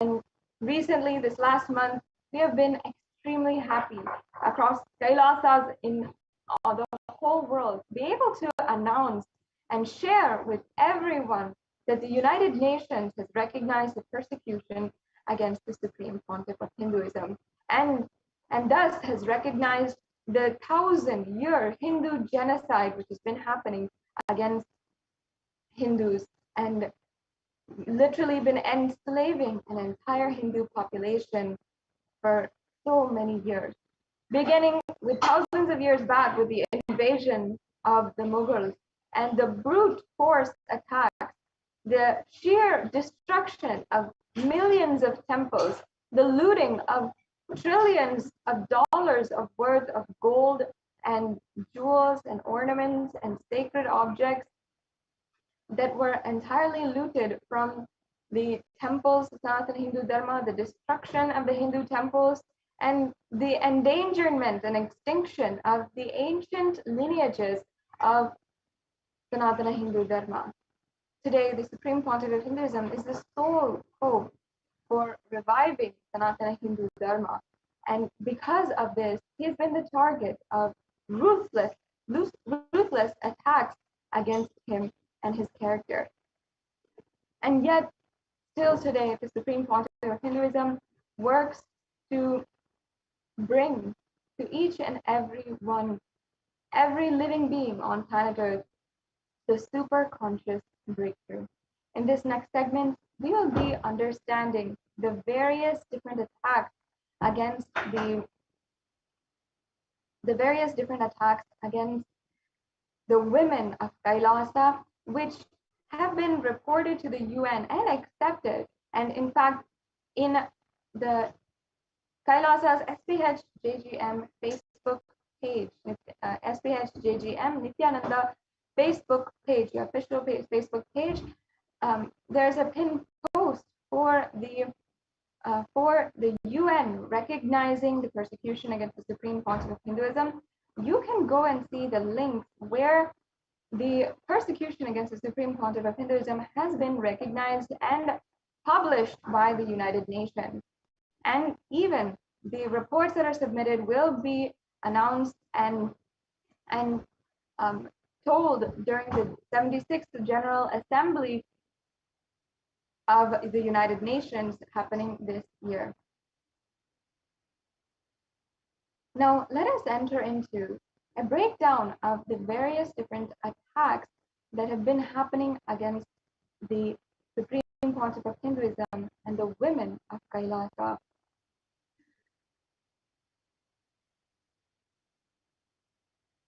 It is due to the strong stand that the Supreme Pontiff of Hinduism has taken for each and every one of us, including myself, that the Supreme Pontiff of Hinduism has been a target for relentless attack by the neo-Hindutva militant forces. And thus they wanted to eliminate the one hope for the entire revival of Hinduism and destroy the immense amount of work that the Supreme Pontiff of Hinduism has done for reviving Hinduism. And the truth starts with, even in the last segment, in Adi Kailasa Sarvagna Peetham, we just learned about the various different contributions of Adi Kailasa Sarvagna Peetham, whether it comes to the Nithyananda Gurukul or the Nithyanandeshwara Paramashiva Devalayam or Nithyananda Sacred Arts Universities, tremendous amount of work has gone into establishing this great kshetra, this spiritual energy hub for reviving Hindu traditions and reviving the whole of Hinduism. And it has successfully been accomplished by the Supreme Pontiff of Hinduism. And the institutionalized and normalized ideologies of patriarchy, which are prevailing in the outside society, took no hold and no place inside of the Adi Kailasa Sarvagna Peetham. In fact, Adi Kailasa Sarvagna Peetham was the exemplar model ecosystem the Supreme Pontiff of Hinduism created for all of the model Kailasas across the world. And today we can say successfully Kailasas across the world are the foremost leading ecosystems without any kind of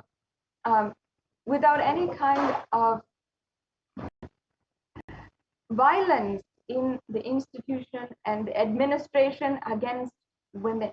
And in fact, 2/3 of leadership positions in Kailasas across the world in the administrative structure of Kailasa are filled by women themselves. And in Kailasas across the world, a woman can safely walk without the fear of any kind of violence and with the ultimate protection and safety, empowering her to express her inner strength and express the various different energies, the creative energies in various forms that she wishes to do so, be that in the forms of the expression as a Rudra Kanya or a Bhairavi or a sannyasi, or as a leader, as an administrator, as an acharya or a yogacharya, even as a puja-acharya. The Supreme Pontiff of Hinduism has literally enabled women, Hindu women, to reclaim what our ancestry and Hinduism has given us as a rightful heritage and a rightful ideology that we can live up to. And ultimately, that is why we decided we wanted to live in the Adinams that the Supreme Pontiff of Hinduism established.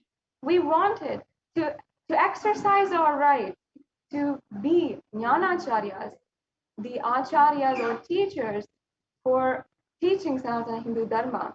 We wanted to exercise the right that Hinduism gave us to worship and to offer the worship at the feet of our God and literally be able to even offer and perform worship in the Garbha Mandirs of the sacred temples. And even though this is an integral part of Hinduism itself, and the women of Hinduism were such a fundamental role in the temple ecosystems and the whole ecosystem itself, due to the 1,000-year-long Holocaust and the institutional violence against Hinduism, today women are not even able to exercise that right, even in so many of the temples. Until today, the Madras Act, which was enforced in the 1800s by the British occupation, is still in effect, and still women are not allowed legally to be employed by the temple, to work for the temple, with completely baseless excuses to give as to why this has still not been corrected. The Supreme Pontiff of Hinduism is the only leader of Hinduism who is bold enough to take a strong stance for women of Hinduism, the Hindu women, allowing each woman to exercise her right to perform worship, to become a sannyasi, to live a life without fear of being violated. That is the life that the Supreme Pontiff of Hinduism has given successfully to each and every one of us. And I myself can say, as a child, I grew up in this ecosystem, and that was the fearless way that the Supreme Pontiff of Hinduism, through the ecosystem established even thousands of miles away from India, in a corner of Seattle, Washington, he was able to establish successfully. And yet, the amount of violence that I myself and the Hindu sannyasis have been targets for is absolutely unprecedented and can only be explained as to be an intentional strategy, cunning strategy to absolutely destroy Sanatana Hindu Dharma and wipe out the last hope there is for Sanatana Hindu Dharma. And we have seen this in several different ways, whether it is the persecution by politically owned media, the persecution by state authorities, or the violent sexual objectification of the ASMT or the women sannyasis or Hindu nuns of Kailasa. And it surfaced to the world in 2010 through the Indian media, which is owned by neo-Hindutva militant forces who have a clear agenda for thousands of years against Hindu sannyasis and against Hinduism itself. Whichever opportunity they have, they take to absolutely demoralize, dehumanize the Hindu sannyasis and objectify them with the worst kind of violent statements. And we saw these examples being used against each and every woman sannyasi during the 2-decade-long persecution. And I'd just like to give a brief of the report that was submitted to the United Nations, which was accepted by the United Nations and is now published on the website for the Human Rights Commission of the United Nations on the persecution that was done against the politically owned media inside India. This started with the sensational screening and manufacture of misinformation and hate speech, marginalizing minority communities, especially targeting women with the use of deepfake technology, which is a morphing technology that can be used to morph any kind of video. And in 2010, using this technology, a fabricated video was broadcasted internationally, sensationally, and was used to defame one of the ASMT or the sannyasis of Kailasa, Ranjita, and also her guru, who is the supreme pontiff of Hinduism. And the new Hindutva affiliated media had published articles, more than 10,000 articles within just a month of this video being broadcasted, with pictures of the ASMT female monks, the Hindu female monks of Kailasa, and targeting them and targeting minor girls as well by publishing pictures as well as morphing their pictures in national newspapers. And these violations against the human rights of women and Hindu women is ongoing and completely made invisible to the international audience.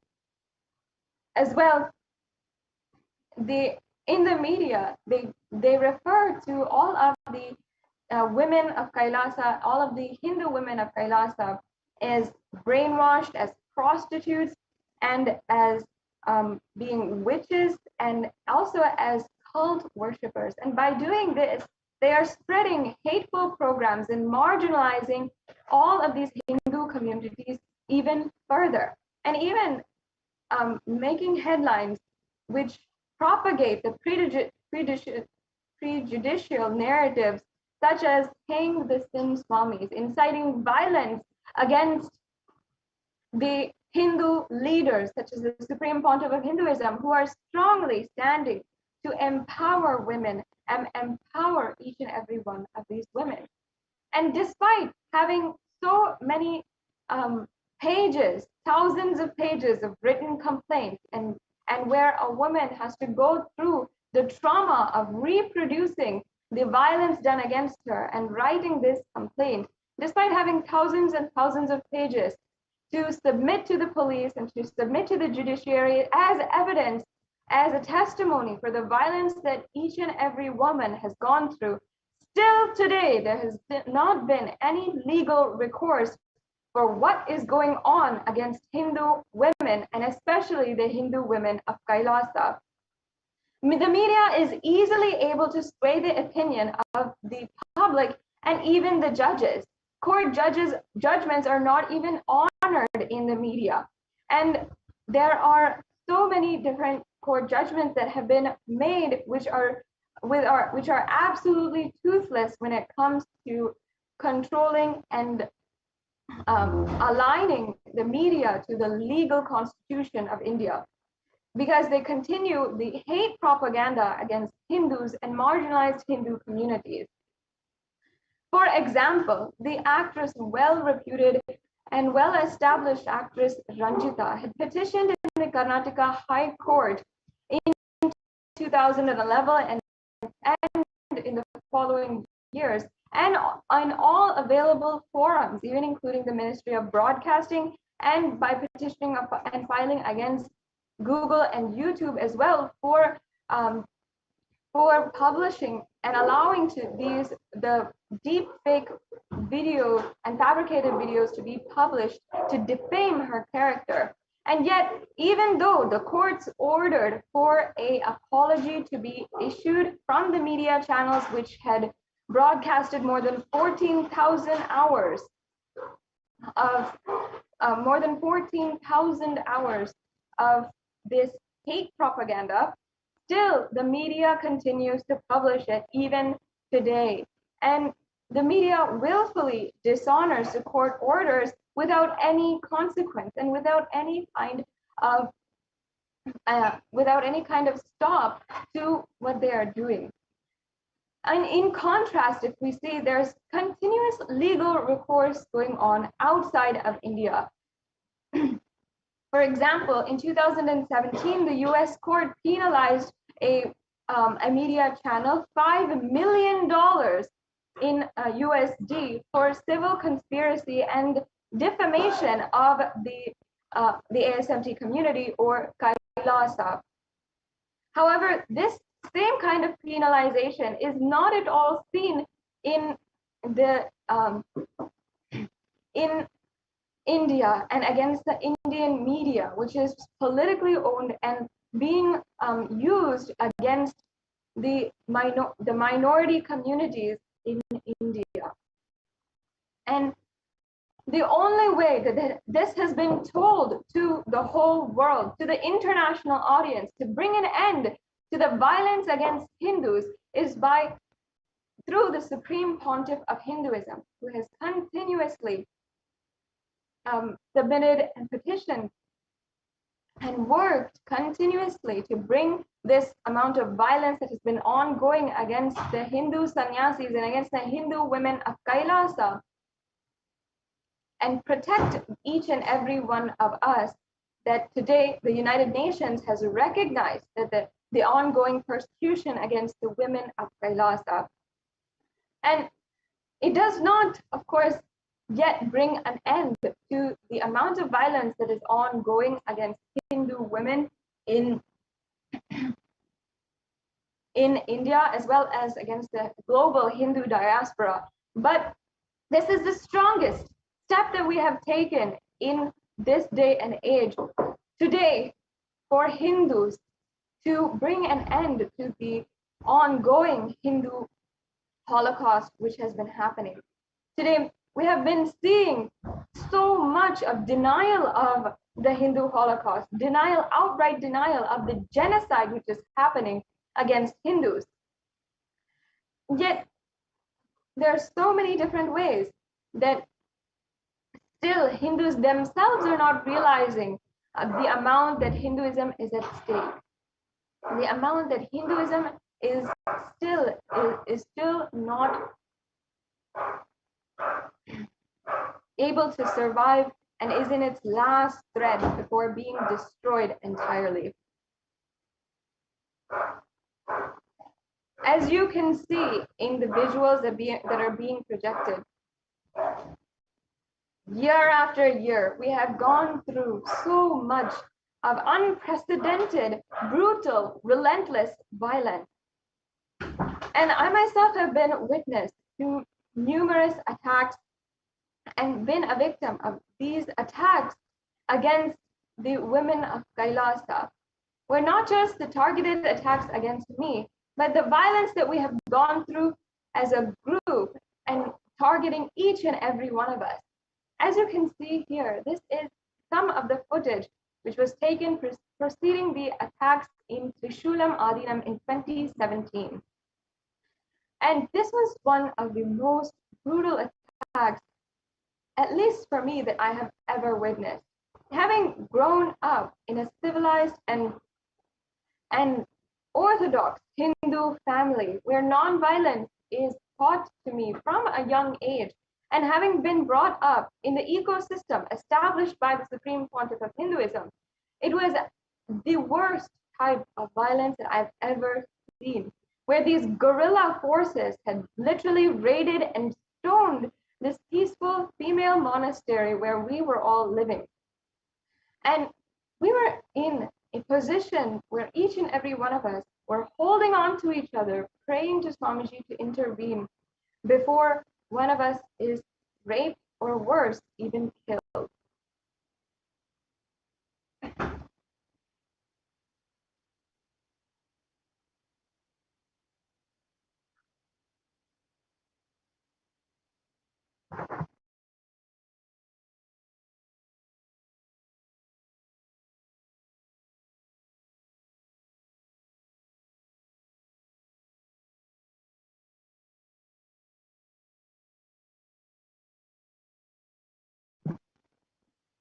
During the attacks of Trishulam Adinam in 2017, what was the most surprising and shocking element of it all is that while on one side our Hindu sannyasis were being brutally raped to the point of needing to be rushed to the hospital immediately to save her life, and where each and every one of us was scared of being literally stoned to death, and holding on to each other in hiding in a corner and praying while grasping each other and praying to Swamiji.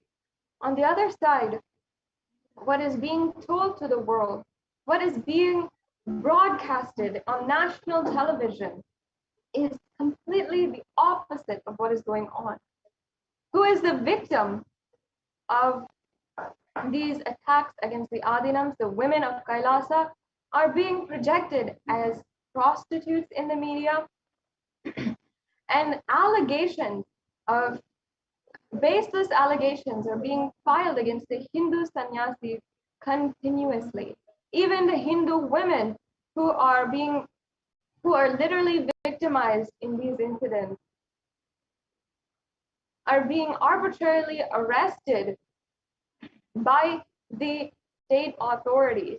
In this footage, as you can see very clearly, Hindu sannyasis are being mauled by the mob, and holding on to their deities with their life, and continuously being attacked by the members of the neo-Hindutva militant forces.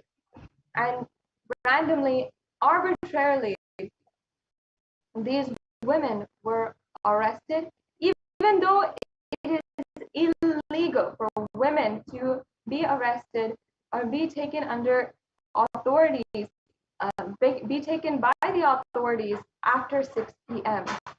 These women were held against their will in the prison and not even told why they were being held, what was going on, while baseless allegations were being filed as complaints against them, even though they were the victims of such brutal violence against them. What was being told to the world was the exact opposite of what was going on inside, and how extreme the violence was against us. That extreme was the lies and manipulation that the media went to project us in such a vile and dehumanizing way.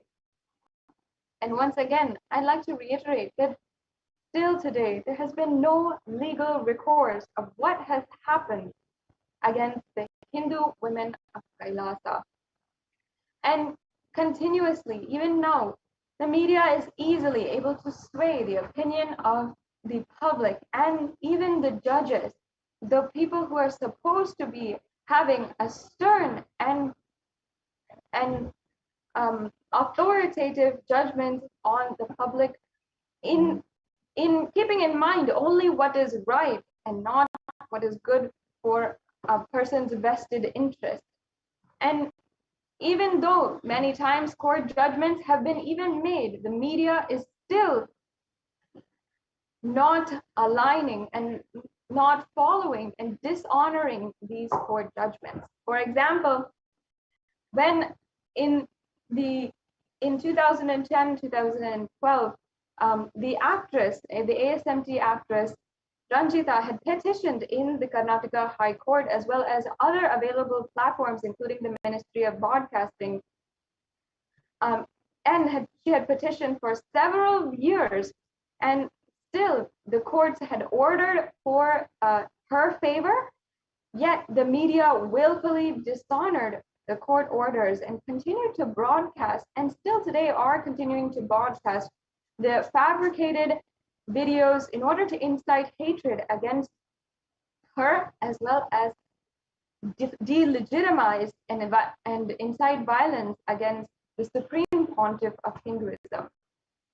And we can contrast this to the governments that outside of India as well, because the USA has even penalized $5 million against the media channel in 2017 for civil conspiracy and for defamation of the targets, which were us, which were the ASMT community.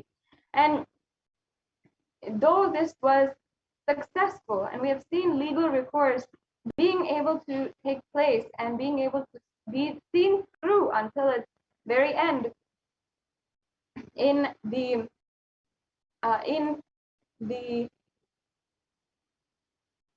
USA as well as in different countries, still in India it is not being seen through, and there is no respectable authority who is working to make this happen. Only because of the Supreme Pontiff of Hinduism today, the international audience can get to know and understand the violence that is happening. Violence is happening in so many different levels, and the patriarchy and misogyny inside of the institutions of the institutions that exist and are ruling and governing over Hindu populations are continuously being neglected and being perpetuated, being continued by the authorities in hand. There has to be some kind of intervention here. And the only person, the only being on planet Earth actually who has brought this to light in the whole world, has brought this to light in the eyes of the international audience and the peacekeeping authorities of the world, is the Supreme Pontiff of Hinduism. And in fact, the UN Special Rapporteur for Femicide has accepted the report that was submitted by Kailasa on the femicide and the acts of gender-based killings and attempts to kill based on gender against the Hindu women of Kailasa. And due to even the ways that intersectional violence takes place, because these women are Hindu and because they are women themselves, they are subject to continuous and even more magnified violence, because they fulfill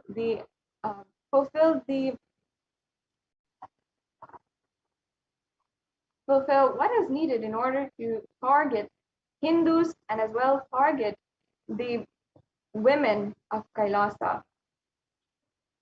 And the Supreme Pontiff of Hinduism, through Sri Kailasa United Nations and Sri Kailasa United Nations with more than 100 initiatives to bring to light the various different acts of violence against Hindus in the world, has created these observatories in order to ensure that we bring an end and eliminate the violence of society entirely. And the Supreme Pontiff of Hinduism is the foremost advocate for eliminating violence against women and Hindu women specifically once and for all. Unfortunately, in this day and age, the statistics show even that the amount of rape and violence done against the women and the femicide that is being literally conducted against women and Hindu women in India is absolutely abysmal. And without intervention right now, there will only be worse and worse scenarios that we will be seeing, and some of us even even subject to and being victim to. Yet Kailasa is the only nation which is the only nation, the only progressive movement standing for the Hindu ideologies and the Hindu beliefs for the empowerment of women and bringing an end to all forms of human struggling and bringing an end to all forms of violence against women and against humans themselves.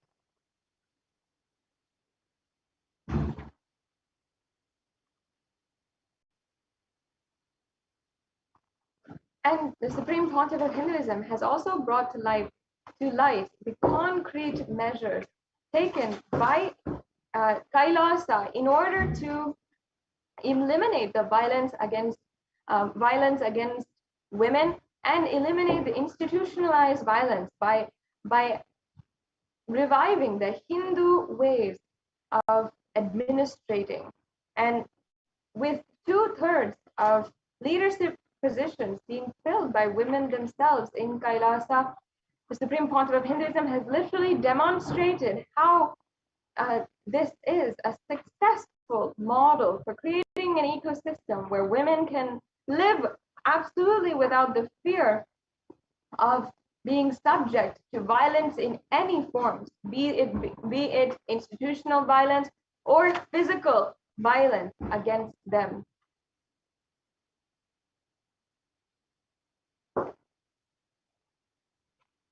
And today, we are not at all seeing any kind of solution other than the solutions taken, the various solutions taken by the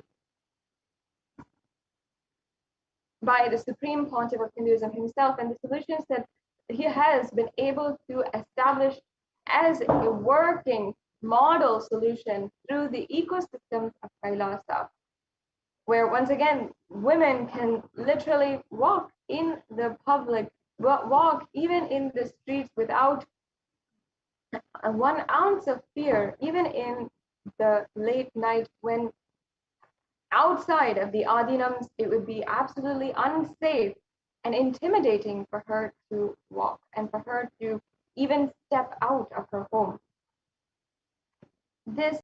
In this environment, the Supreme Pontiff of Hinduism had revived a way that we can find so much of protection, and women, even who are targets and victims of these acts of violence, can find shelter, a sanctuary where they can recover from the trauma that they have been subject to.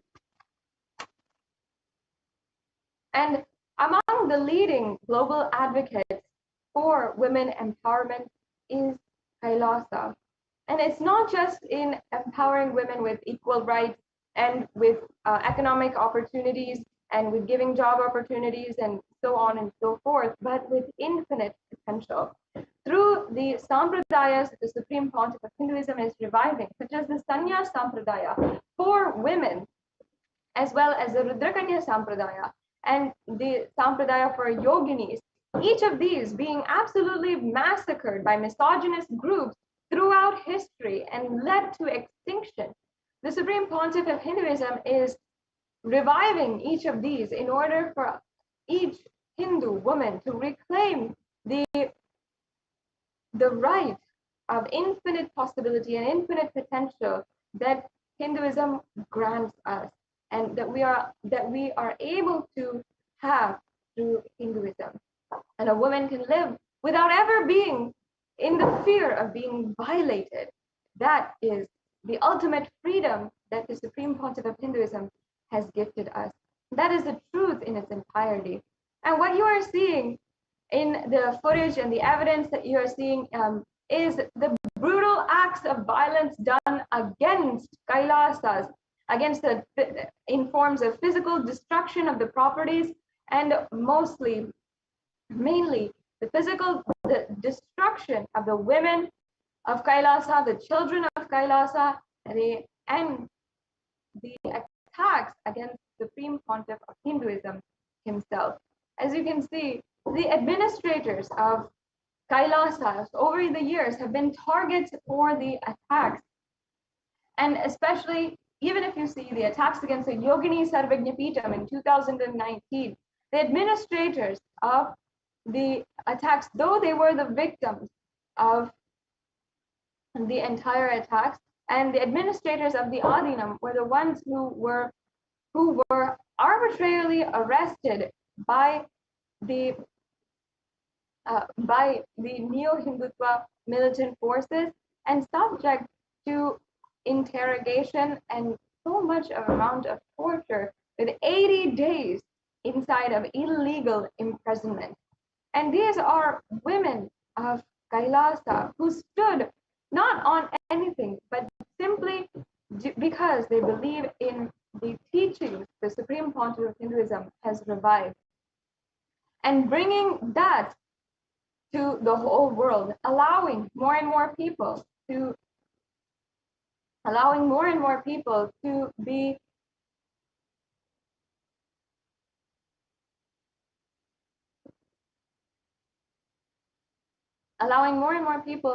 literally be transformed by these teachings, just as each and every one of us were. And yet they are targets of the worst and most brutal attacks that we've seen.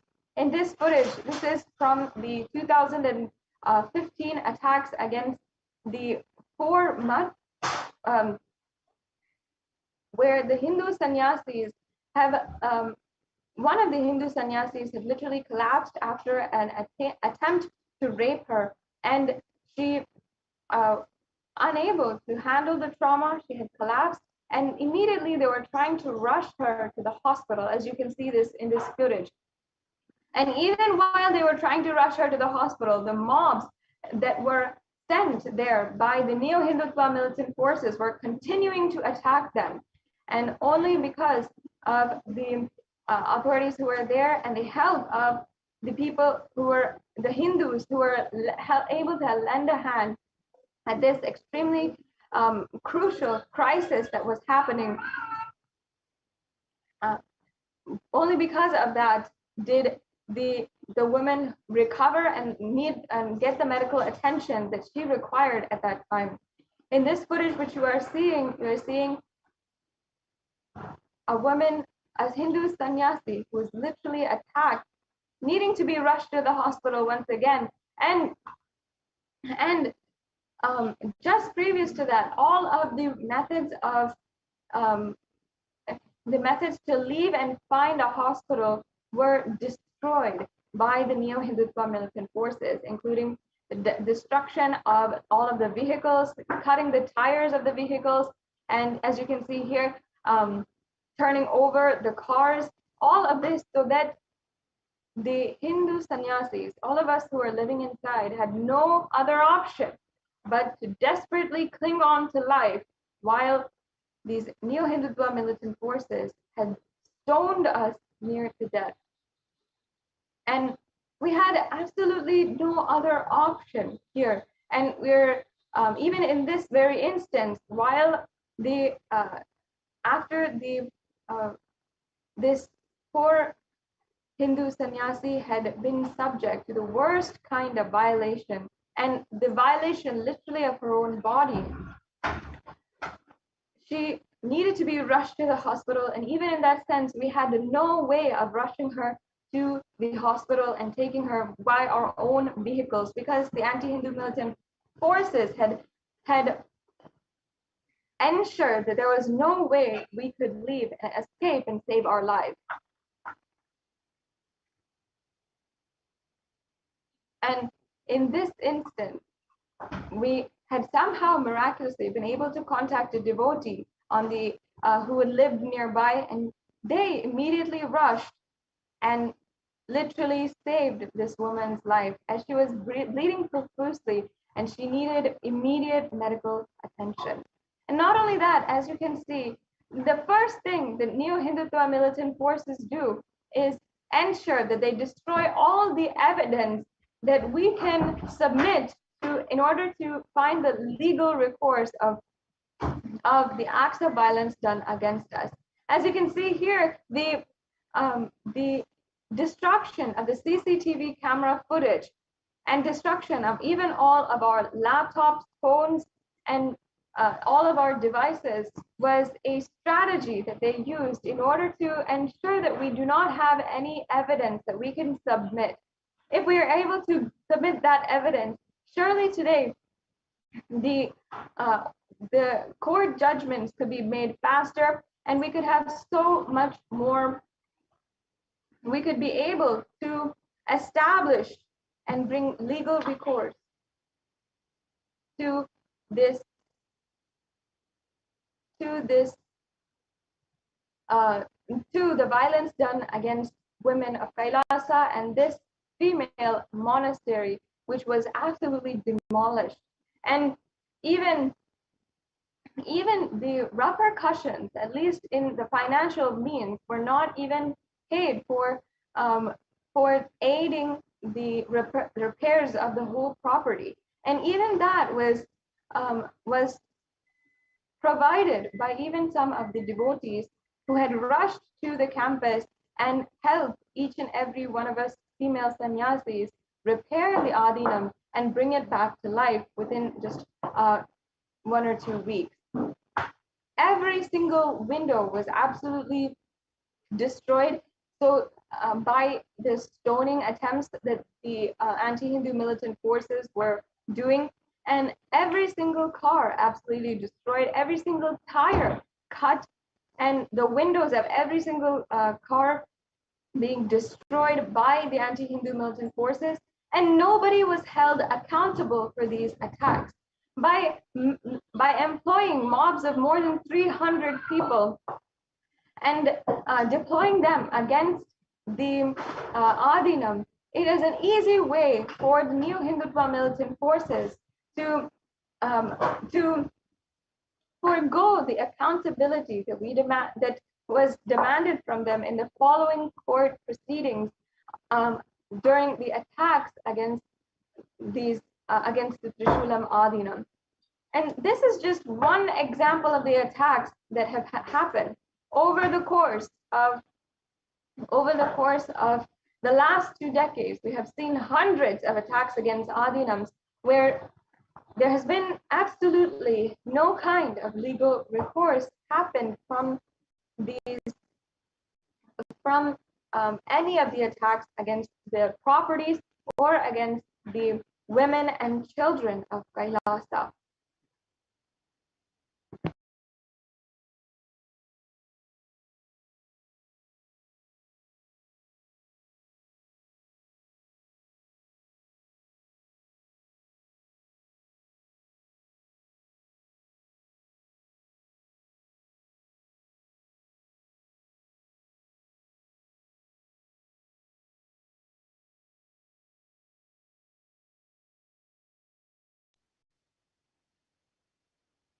Today, it is only due to the hard work, Tyaga, the sacrifice of the Supreme Pontiff of Hinduism, that the women of Kailasa have at least one form of being able to voice out what has happened against us.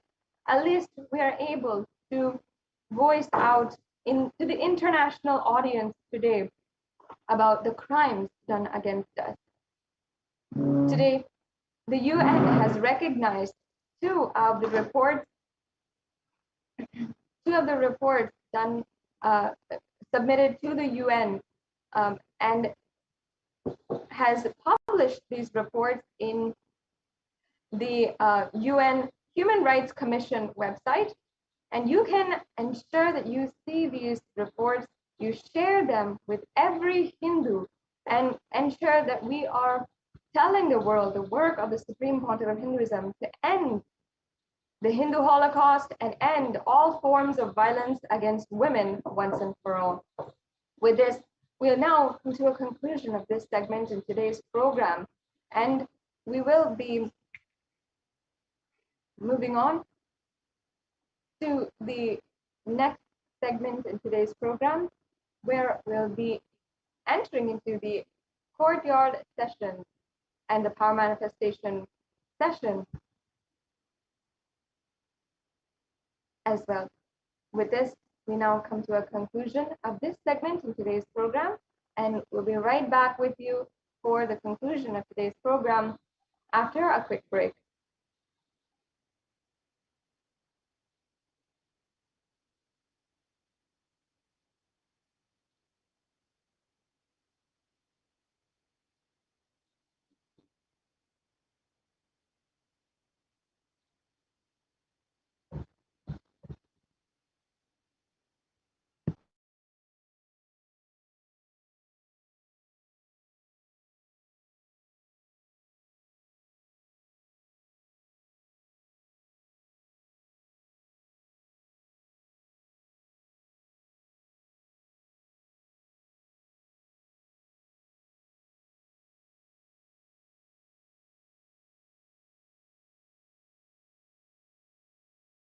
I mean by the word Kailasa? Listen intensely. Enlightenment ecosystem, literally enlightenment itself, in your own home, wherever you are. If you cannot come to Kailasa, it's okay. Kailasa can come to you. Kailasa coming to you is Kailasa.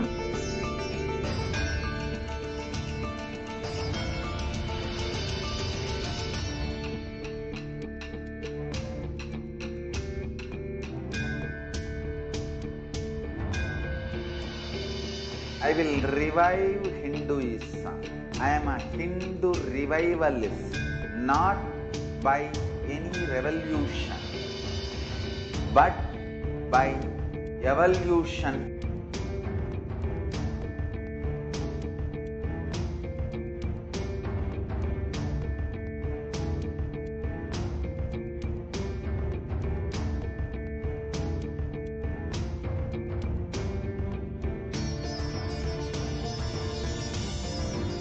And setting model community.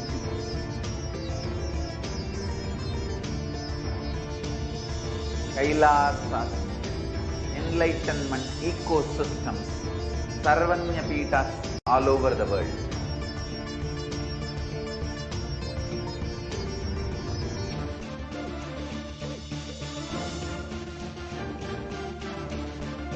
All powerful cognition, knowledge, only when you live, power manifestation and possibilities manifestation happen. It's a fundamental truth.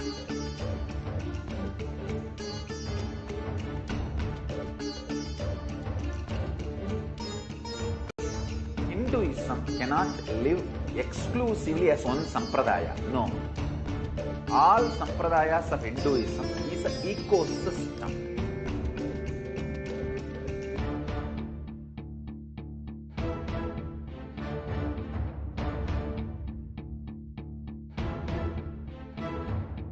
So don't keep quiet thinking that if one sampradaya is attacked, only that sampradaya is going to be affected. All of us are ecosystems.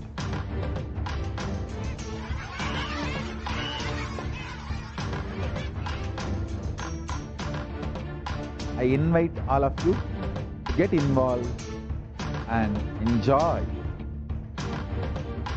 Hinduism by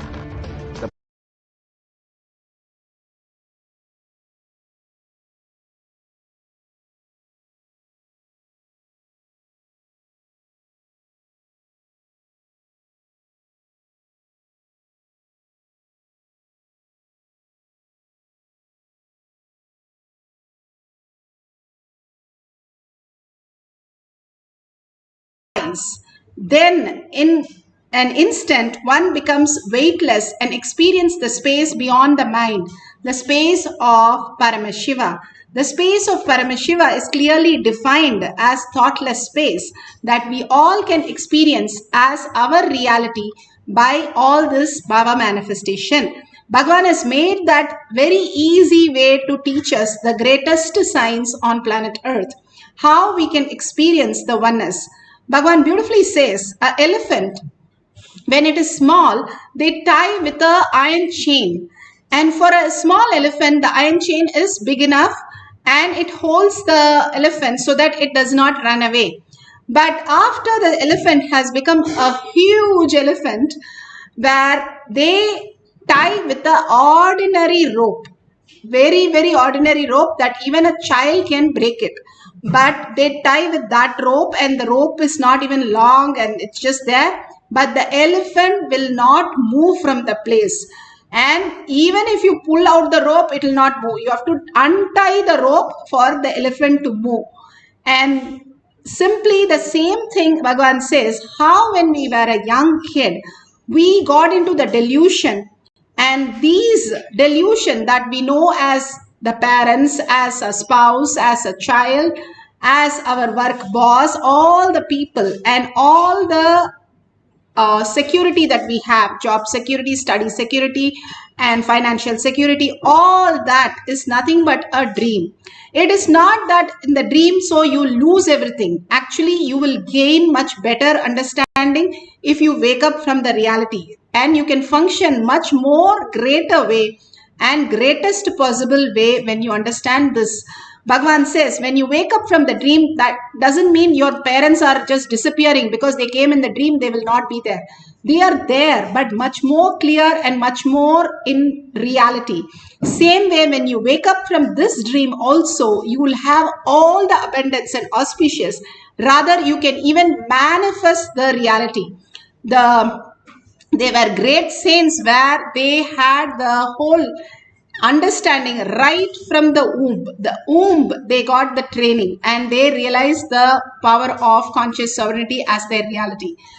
Mahaperiva, he knew 18 languages, and he did not go to one school. There was no schooling for him because he was a Bala Sannyasi. And all he learned was the power of Ega Sandagragi just by one listening. How to imbibe what your Guru says. When the Guru initiated him to this power, he simply downloaded all the other information. He was just abundance and auspiciousness. The abundance and auspicious is not just a quality where you just become like a sadhu, but you can function in the outer world with the utmost reality and utmost wealth and abundance, where you can use all the difference, higher cognition to function in this human world. That science is given to us a very simple way and very dedicated by Bhagavan, every day giving us powerful cognition to shift out of, like how the elephant is caught. We are caught in the delusion thinking that is real. They are not. The way we perceive is not real. It's not that they are not there. The way we perceive is not there as we look at all our relatives, all our securities, and all the things which are around us. If we understand the higher science, we will function more and more in the conscious sovereignty. Now let's go to the Apta Pramana. Apta Pramana, again, beautifully manifested by the avatar Krishna. He wanted to showcase that how simple life is when you understand conscious sovereignty. He lifted the whole mountain. The greatest village had the greatest storm where the floods were happening because Indra got very upset with Krishna, where he triggered Indra, and Indra poured and showered and literally destroyed everything. So the villagers, the whole village had to be somewhere safe. So he lifted the mountain, and he shows very clearly he is not doing an effort. He lifts with his little finger to showcase there is no power which is required other than power of consciousness.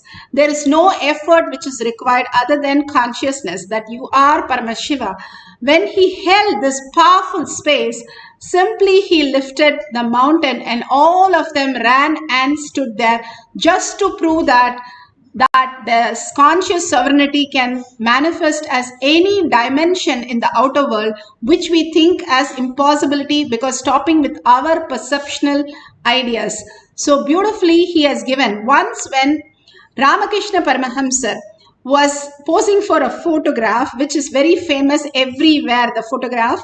During that picture, the photographer, he says, I was taking this photo because he went into Samadhi and he went to one space, nobody can wake him up. And his chin started dropping. So he went close by to lift his chin a little. And he found that he was a feather light and he was floating in air. When he lifted a chin, the whole body floated. And he got really startled and he was so shocked, but he remembers the instant to share with all of us. That is the photograph which is very famous all over the world. We become weightless when we bring the presence of Paramashiva in us. Everything is made of Paramashiva. When we bring to that reality who we are, the original space, the presence heals everything. When we have a pain, is because Bhagavan says the presence is not there. When you bring the presence, simply we float on water, the pain disappears because there is no pain. The pain is in the delusion, not in our body. What we are assuming as pain is only a pain that we are assuming. It is not there in reality because there is no presence. We are confused with that as our incompletions and all the things that we think is our delusion as our perception. Here Bhagavan gives a beautiful clarity in this satsang of how we can experience the oneness with Paramashiva as conscious sovereignty when we live as reality. Gravity was a permanent, established, definite unit force. We have enough of video evidence. In 2012 itself I said it is not.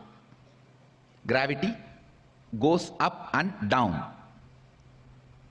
Now in 2015, scientists have confirmed what I said.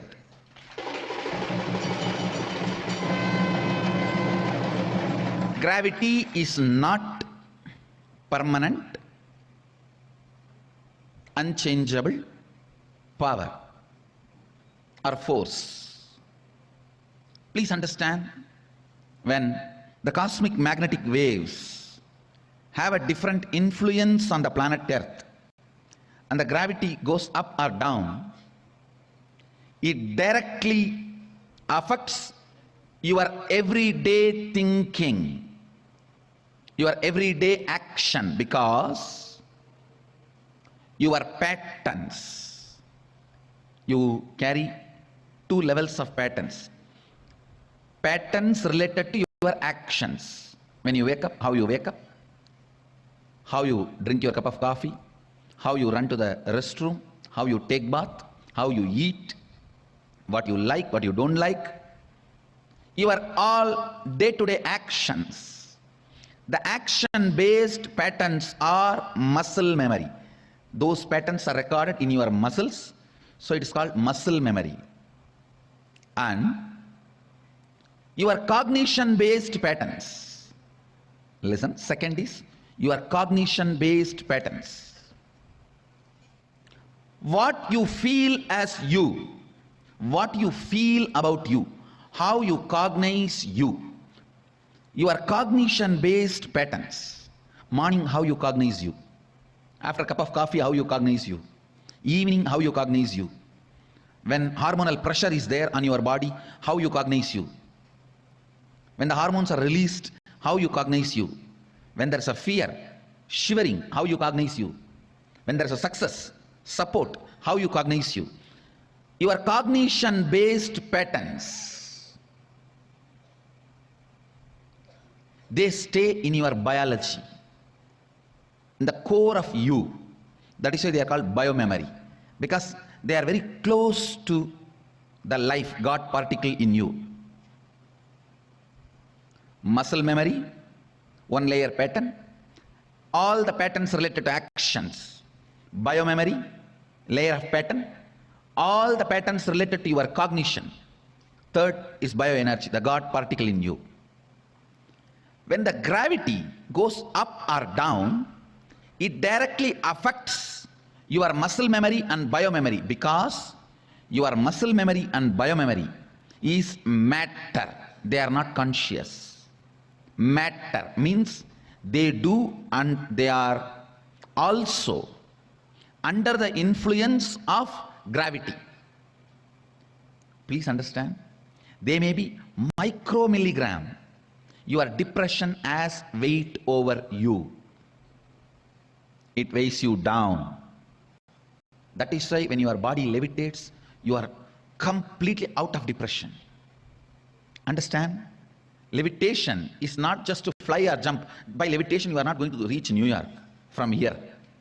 You are not going to go to Germany from here. The purpose of levitation is not flying to different place or space or country, but by the time your body levitates, whatever weighs you down is kicked out of you. Whether it is micromilligram or micromilligram, your depression as a weight, because it is a pattern.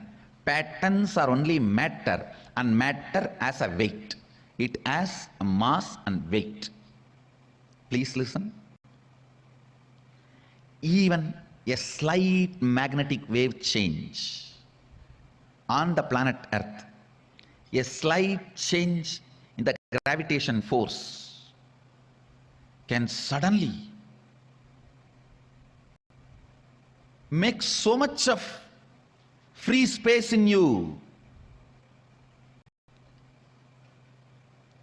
If you know how to handle the free space in you, you will just fall into the unclutching. Enlightenment, meditation, your biomemory and muscle memory will become pure. You will just radiate complete completion. But if you don't know how to handle that vacuum, that emptiness inside, you will fall into loneliness, more depression.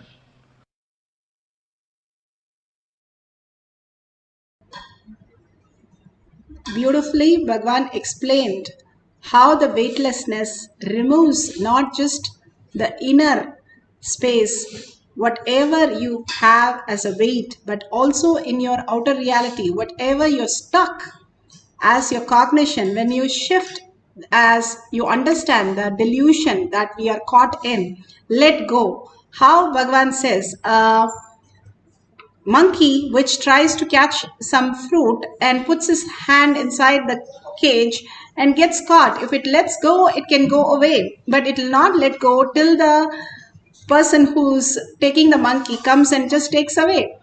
The only thing we are waiting for death, unless we understand, instead of waiting for death, instead we wait for the powerful space where we can just let go the delusion little bit.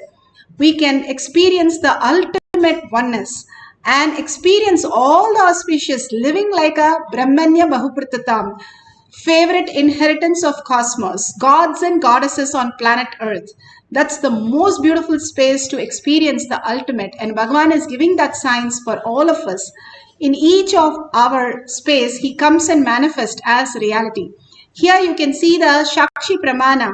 One of the devotee have beautifully recorded object which has become weightless, and it has reduced from 132 to 128. And beautifully you can reduce an object by levitating, making it less weight, or you yourself can weigh yourself and you will see the weighing machine go down. When the Balasins in the courtyard, they were asked to sit on a machine, weighing machine, and they were weighed and their weight started going down. We were working on that as the last power. A few more days of Bhagwan in Adi Kailasa, the kids would be flying. That's what he said. The next gathering, the first thing they're going to make is the kids to fly. They sit on the weighing machine and the weight drops. You can also do the same thing, or you can keep the object however you are feeling, or you can sit comfortably. That is also perfectly fine. And we have scientifically seen, including myself, I have seen how the levitation happens, and simply there is no activity in the brain. You are actually, according to science, in the deep sleep, but you are fully aware. He made few people to put the thread in the needle to showcase that levitation brings you more awareness and you're able to thread the needle faster than before. And now let's get into the deep meditation oneness space. If you have the Jnananjan in your Kantamala, you can apply in your third eye and your temple. If you don't have, you can have the Basma and your Kumkum. If you don't have that, apply the turmeric at least, so that this part, the command center in your life, which reflects the superconscious into your brain and starts functioning your brain in a higher reality, the intelligence. The whole science of manifestation is make you higher intelligent being. How you call the aliens, like that you become the higher intelligent being that on planet Earth you can experience, and we have evidences, millions have experienced that. And you can, and each one of us can experience that quantum space as our reality. So that is the science he's teaching us. Here, let's sit in Padmasana if possible. Make yourself very comfortable so that there's no sharp object or any object next to you, because you might be levitating and you never know when it will happen. Beautifully, you can experience the oneness and start experiencing the weightlessness when you bring the presence. So let's get into the deep meditation space, oneness space of Paramashiva, and experience the greatest reality. Avatar, who has come down, Shiva himself has come down in a physical form for us to experience this greater reality. We need few minutes for experiencing this. We are not doing tapas like Ravana for thousands of years, or Vishwamitra 10,000 years to get these powers. We are sitting with a cup of coffee and watching some videos, randomly logging in and logging out, using our cell phones, and we are manifesting powers. That is the whole key about it. Then what's happening in us? Because we are the blessed ones to be here to experience the ultimate. We are the inheritance of cosmos if we are sitting in this session and experiencing the oneness and manifesting powers. Because otherwise we do not recognize this or understand this, and we simply leave the session. If you are here, be very clear, you are the chosen one to experience this. So sit straight with the head, neck and spine in a straight line. Completely hold Paramashiva in your third eye. We live out of the lower three chakras. The trillions of the cells in your body is parasites and bacteria. Either we have to detox and clean it, or you have to stop eating because it will eat itself and disappear. So either way, we have to get rid of them. The lower three chakras are only the reactionary chakras. But the higher we are in a third eye or in a heart center, we are in the space of oneness where we only reside in Paramashiva space. Other than Paramashiva, there is nobody and there is nothing for us to reside. That is the existential reality. If we understand the greater intelligence, then what we gain? We gain such phenomenal powers to download anything, such phenomenal powers to manifest our reality, command our reality, and bring so much of auspiciousness and abundance. So absolute unclutching, no thoughts in this program, no gadgets in the program except for recording.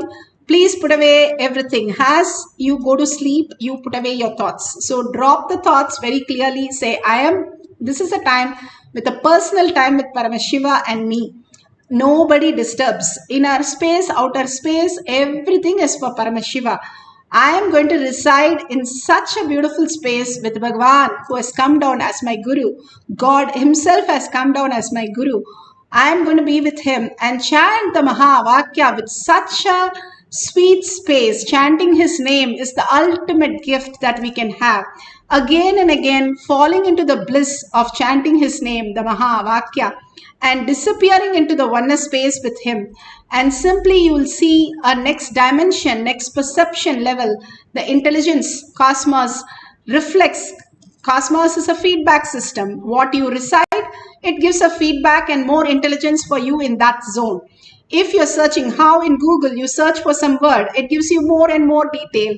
Cosmos works the same way. It gives the more and more detail of your intelligence when you're searching for the intelligence, who you are and how you function and how you reside in this planet Earth. Before birth, after death, you are Paramashiva. I am not able to recognize that. That is where the power manifestation makes you recognize that.